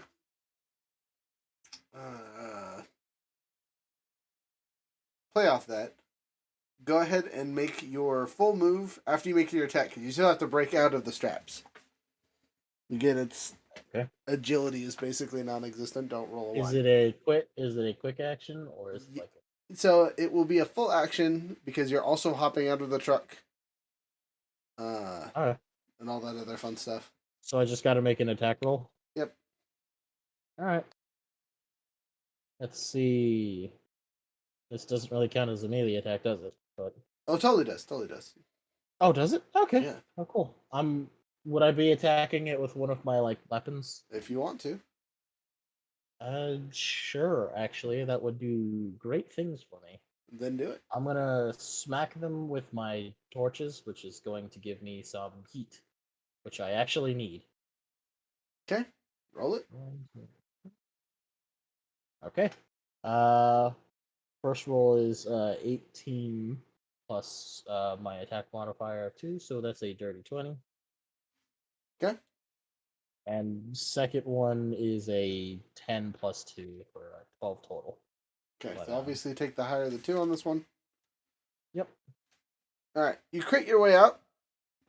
Your truck's going to finish its movement, and you're going to hop out right here. 1, 2, 3, 4, 5, 6, 7, 8, 9, 10. Use movement still? Or did I use... You can move half movement if you want. half movement? Okay. Would I be able to overcharge? I don't see why not. Okay, so what are the ones closest to you? Are they blue? These Hard guys to right tell. here. Yeah. So those are hornets. Here, let me. Did you say those were the ones that were down or not? Yeah, they are up. So big demolisher down, sentinel down, rainmaker down, rainmaker down. Okay. So I can only move 2. Okay. So yeah, with 4, so 6 total. So yeah, I'm going to overcharge boost. Let me roll this overcharge. See what I get. It's a D3, so I'll just take it and have it. Okay. That is a 5 rounded down as a 2, which is actually perfect for what I needed. Okay. Okay. So I'm going to move 6 spaces. That's 1, 2, 3, 4, 5, 6. You can Towards like the hornets. Okay, so 1, 2, 3, 4. You can get right next to that one. Yep. Okay. It's hard to tell because there's a slight like offset on the things. Yeah. It's because It's close enough. how It's I close get enough. the- I can figure it out. Anyway, There you go. Now you're all so properly. I am dispersed. right there, but I can do nothing else. So I'm going to hand turn over. Okay. Enemy number 1. All right, and we're just gonna start with the nearest and work our way back. So he's free. So he's going to pew pew. So we go to our handy dandy Sentinel page here. Sentinel stats. Where are you? There. A lot of defenders on this one. I know I said that earlier, but so. Alright, not worried about that. Sentinel becomes slow but can take Overwatch once per turn instead of once per round. When activated, yeah, not really worried about that. Retractable sword. And combat shotgun. Combat wombat shotgun. 1, 2. So it moves up and attacks you with its sword and shotgun. First attack with the sword. +2 to hit. Does a 12 hit. Me? Yes. A 12 does hit. Yes. You take 4 whole points of damage. And then it takes its shotgun and says, "How about ye, villain?" And rolls a 7 total. 7 does not hit. Okay. That is its turn. That is all it can do. It is now your choice. Let's see here. Frozen, while you're kind of laying out there on the floor, do you just kind of want to roll onto your side and just start unloading? I could do a bunch of stuff. Yeah. All right. If you want to do a bunch of stuff, I mean, you could just use your full movement to stand up. I forgot that's how prone works. Anyway, yeah, Frozen, if you want to go right ahead. All right. So I am going to use my movement to stand up. Okay, you do so. And let's see. Speaking is a free action, isn't it? Correct. Yes.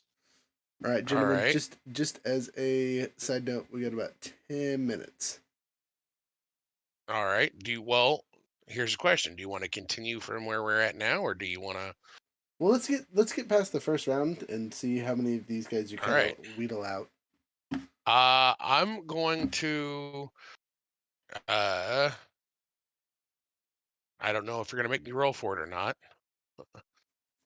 but I'm going to speak over the loudspeaker and say,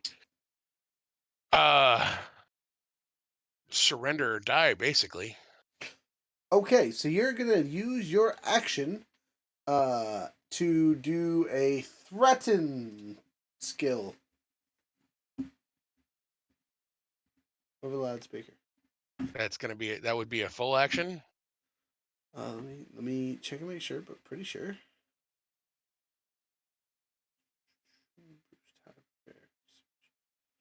Full activation. Mount, Jackie, flight. Skill check. Yep, full action.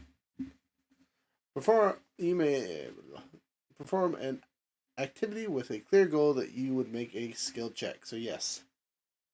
All right. In that case, I'm going to add my take control to my roll. Okay. And we're going to see what happens.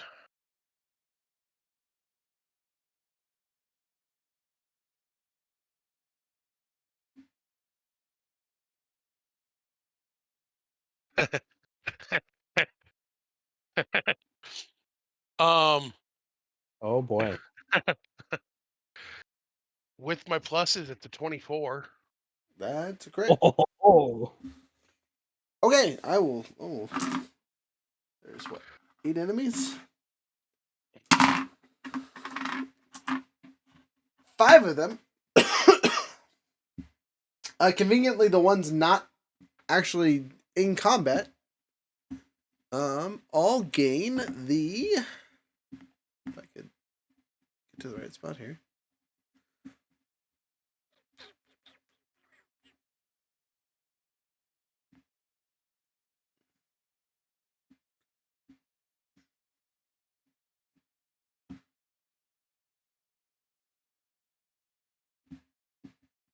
I don't know. Stunned. Wow.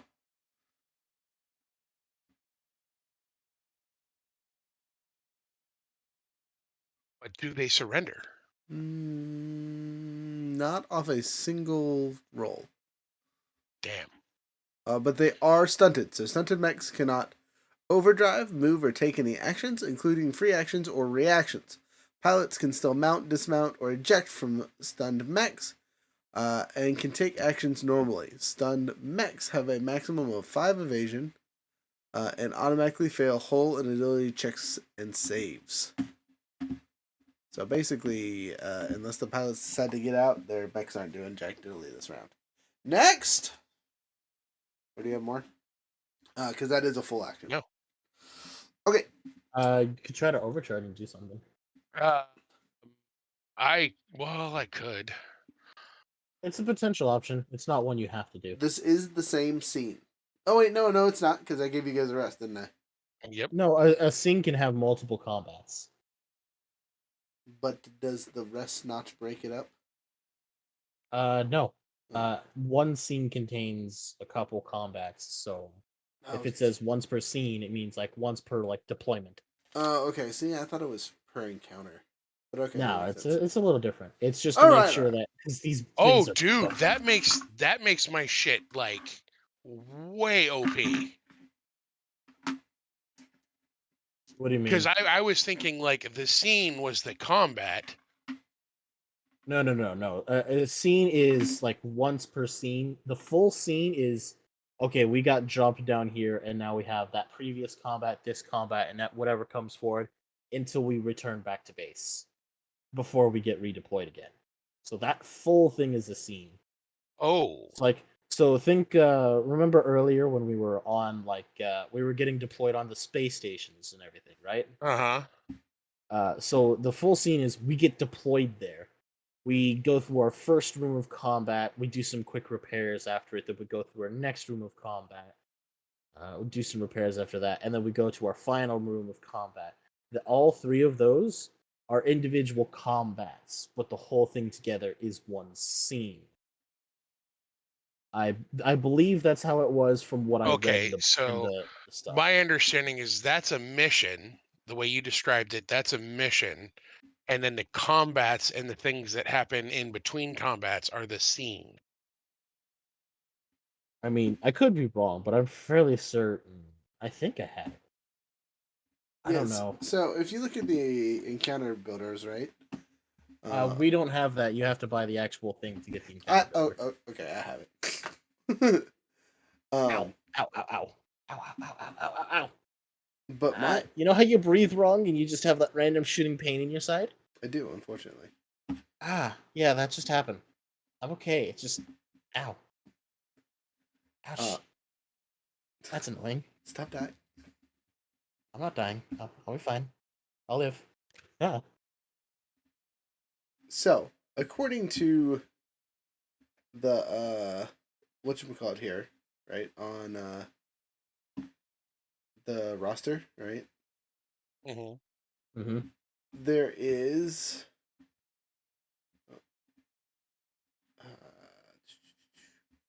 sorry, I'm looking at things here. Can I see what this looks like? No, that's not. Anyway, each encounter, right, is a scene. Okay. And then the so entire each of thing is a these mission. combats is one. Okay. Yeah. Then I had Yeah, it backwards. okay. I had it backwards. I apologize. That's what I thought. So that still makes my stuff pretty OP, but not as OP as it was going to be for a second. Yeah, my bad. I thought Um, when it said once per scene, it meant like once per mission you could do this one thing because it places so much stress on your back. Right. At least that's how I always thought it was. I guess I had it wrong. That's my bad. You're good, man. I ain't even stressing. I'll check and make sure, but that's how I understand it. Yeah, it's good. Some of these things are just weird descriptions will make things weird. Yep. Um, Listening. shit. I don't know how much hit points any of these guys have. You can assume most of the tier 1s have under 20. Oh, yeah, but they probably have more than I can take out in a single hit with the actions that I have available. Probably.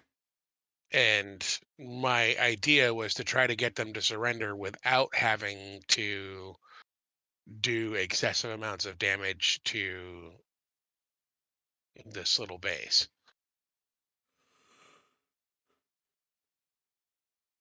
Excuse me. True. So I think I will pass it. I will pass it. Okay. To the enemy. Oh, next up is the Hornet.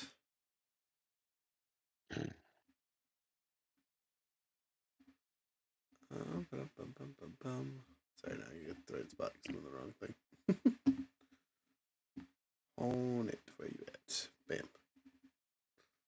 Just load in. Thank you.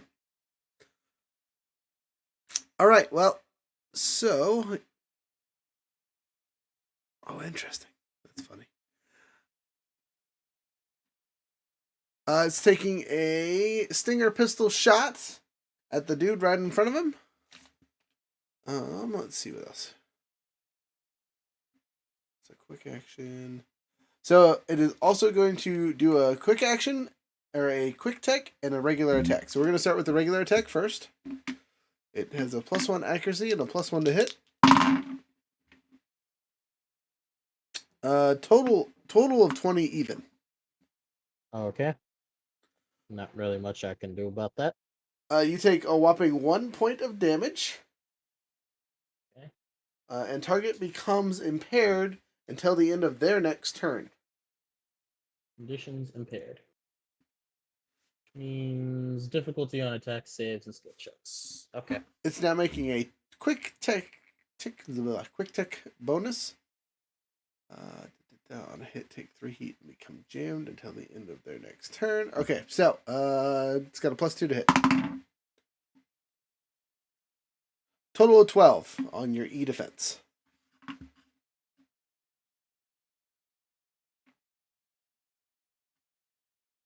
Uh, 12 on E defense. Yep. That hits. Okay, so you take 3 heat and become jammed until the end of your next turn. And at the end of this thing's turn, let's see if it recharges. It does not. And since you are impaired and jammed, it's going to take this opportunity to use its move action. It has a speed of 6. 2, 3, 4, 5, 6. It says, help me. 1, 2, 3, 4, 5, 6. Actually, it's going to hide behind its handy dandy friend over here. Put him in an actual square there. There we go. 1, 2, 3, 4, 5, 6. Okay, it's hiding behind its friend for cover. Next. You. Me? Okay. So I'm going to tell Squawk to light him up. I'm going to fire from the truck here and drive it in. So speed of 10. 1, 2, 3, 4, 5, 6, 7, 8, 9, 10. Smash! Into the other sentinel. Though the sentinel does have a thing where I definitely moved inside of its Overwatch bits. So it does get to activate its shotgun. Stunned. Not that one. Yeah, that's one of the 5 that was out of combat. Oh, you're right. Oh, you're right. Okay, never mind. Then I just ran a truck into a truck like an idiot. The only 2 that were active were the Sentinel that already swung at Waylon and the Hornet that is dead. Okay. So let me pull out a little marker to be me running Everybody around. else is stunned. I, as a player, have to make a save so I don't get crushed by smashing this truck into the other truck. So, 13 plus 2. I'm good to go. I say dodgy dodge, dodgy dodge. So, no more truck because it's in pieces. I've disabled the truck in there. My ship is there. Squawk's doing things. He's going to take a shot. I'm going to take a shot with my thing. And we'll see if this dude is dead. He's going to use... Oh, it would be the best thing here. Unload everything. I don't know if he can unload everything. Massive show of force after my thing that you probably heard. Yeah, he still also has to make a save to get out of the truck so it doesn't smash him. 17 plus pluses. He good. Me good. Pew pew pew pew pew. Let's see if I hit first. Making an attack roll using my assault bonus. Total of 18 plus 2. Natural 20. Which doesn't matter because it's just a 4 damage anyway. So the Sentinel takes 4 to start.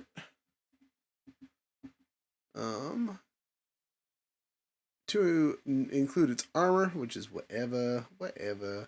Are you about to Titanfall 2 this thing and start jockeying? That's the plan. Is it a bad choice? Yeah. Don't care. All right, bolt thrower and shotgun because that's a reliable combo.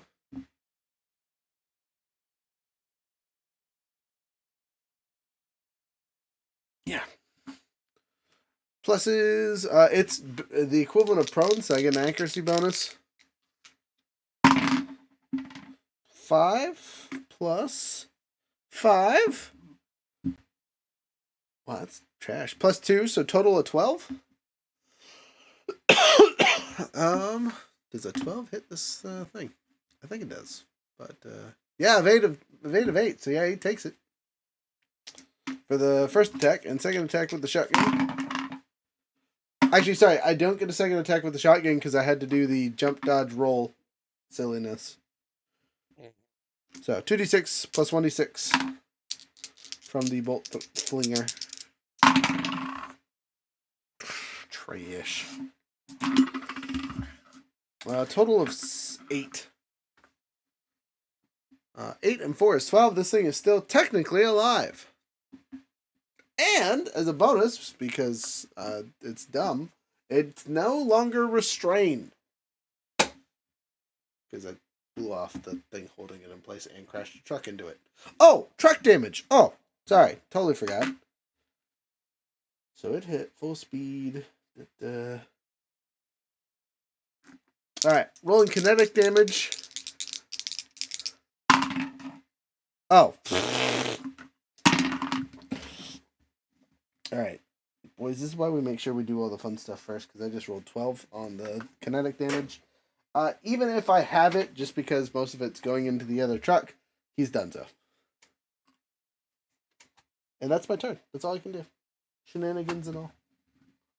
Come on now, you can't tell me that 2 guys dying in the first few seconds of being told surrender or die doesn't have an effect. Oh, you forgot the pilot or the driver that was in the car that I just crashed. Sorry, 4 guys dying in the first few seconds and being told to surrender or die doesn't have an impact. Oh, it has. It has. It has. There'll be other rolls. Don't worry. Next, the next enemy in line, which is the other Hornet. Is stunned. No, this Hornet's still good.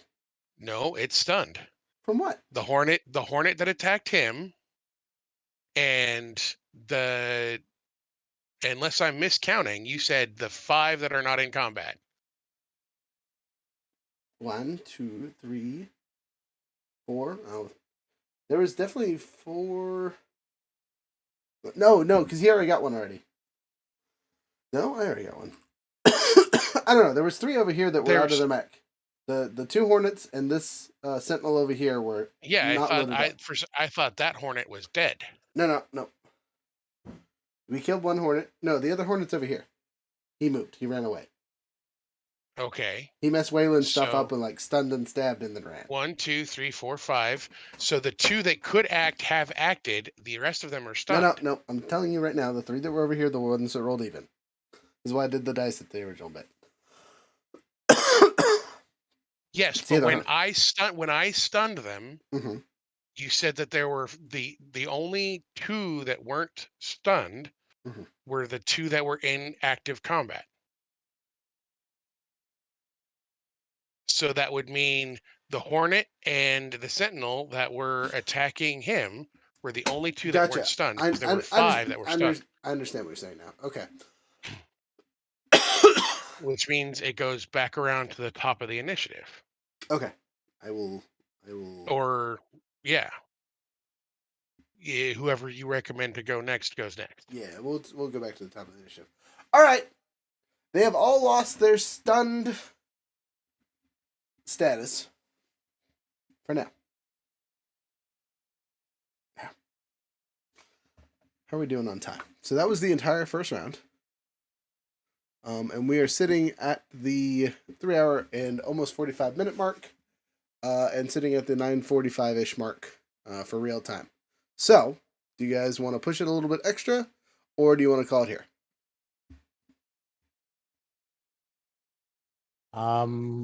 It's almost midnight for me. I kind of want to call it here. Okay, I'll take a picture of the board, and you guys can take a picture of the board. Also, you got to remind me to make this thing bigger so people can actually see what's going on. All else fails, we look back to the previous video once this one comes live. And someone make notes on what we're doing, where we're at, all that fun stuff. If you want to throw it in the private chat and pin it, that would be being freaking tastic. Anyway, for those of you watching, thank you so much. Don't forget our code this month for the website is Santa907, capital S, lowercase everything else. Nope, I lied.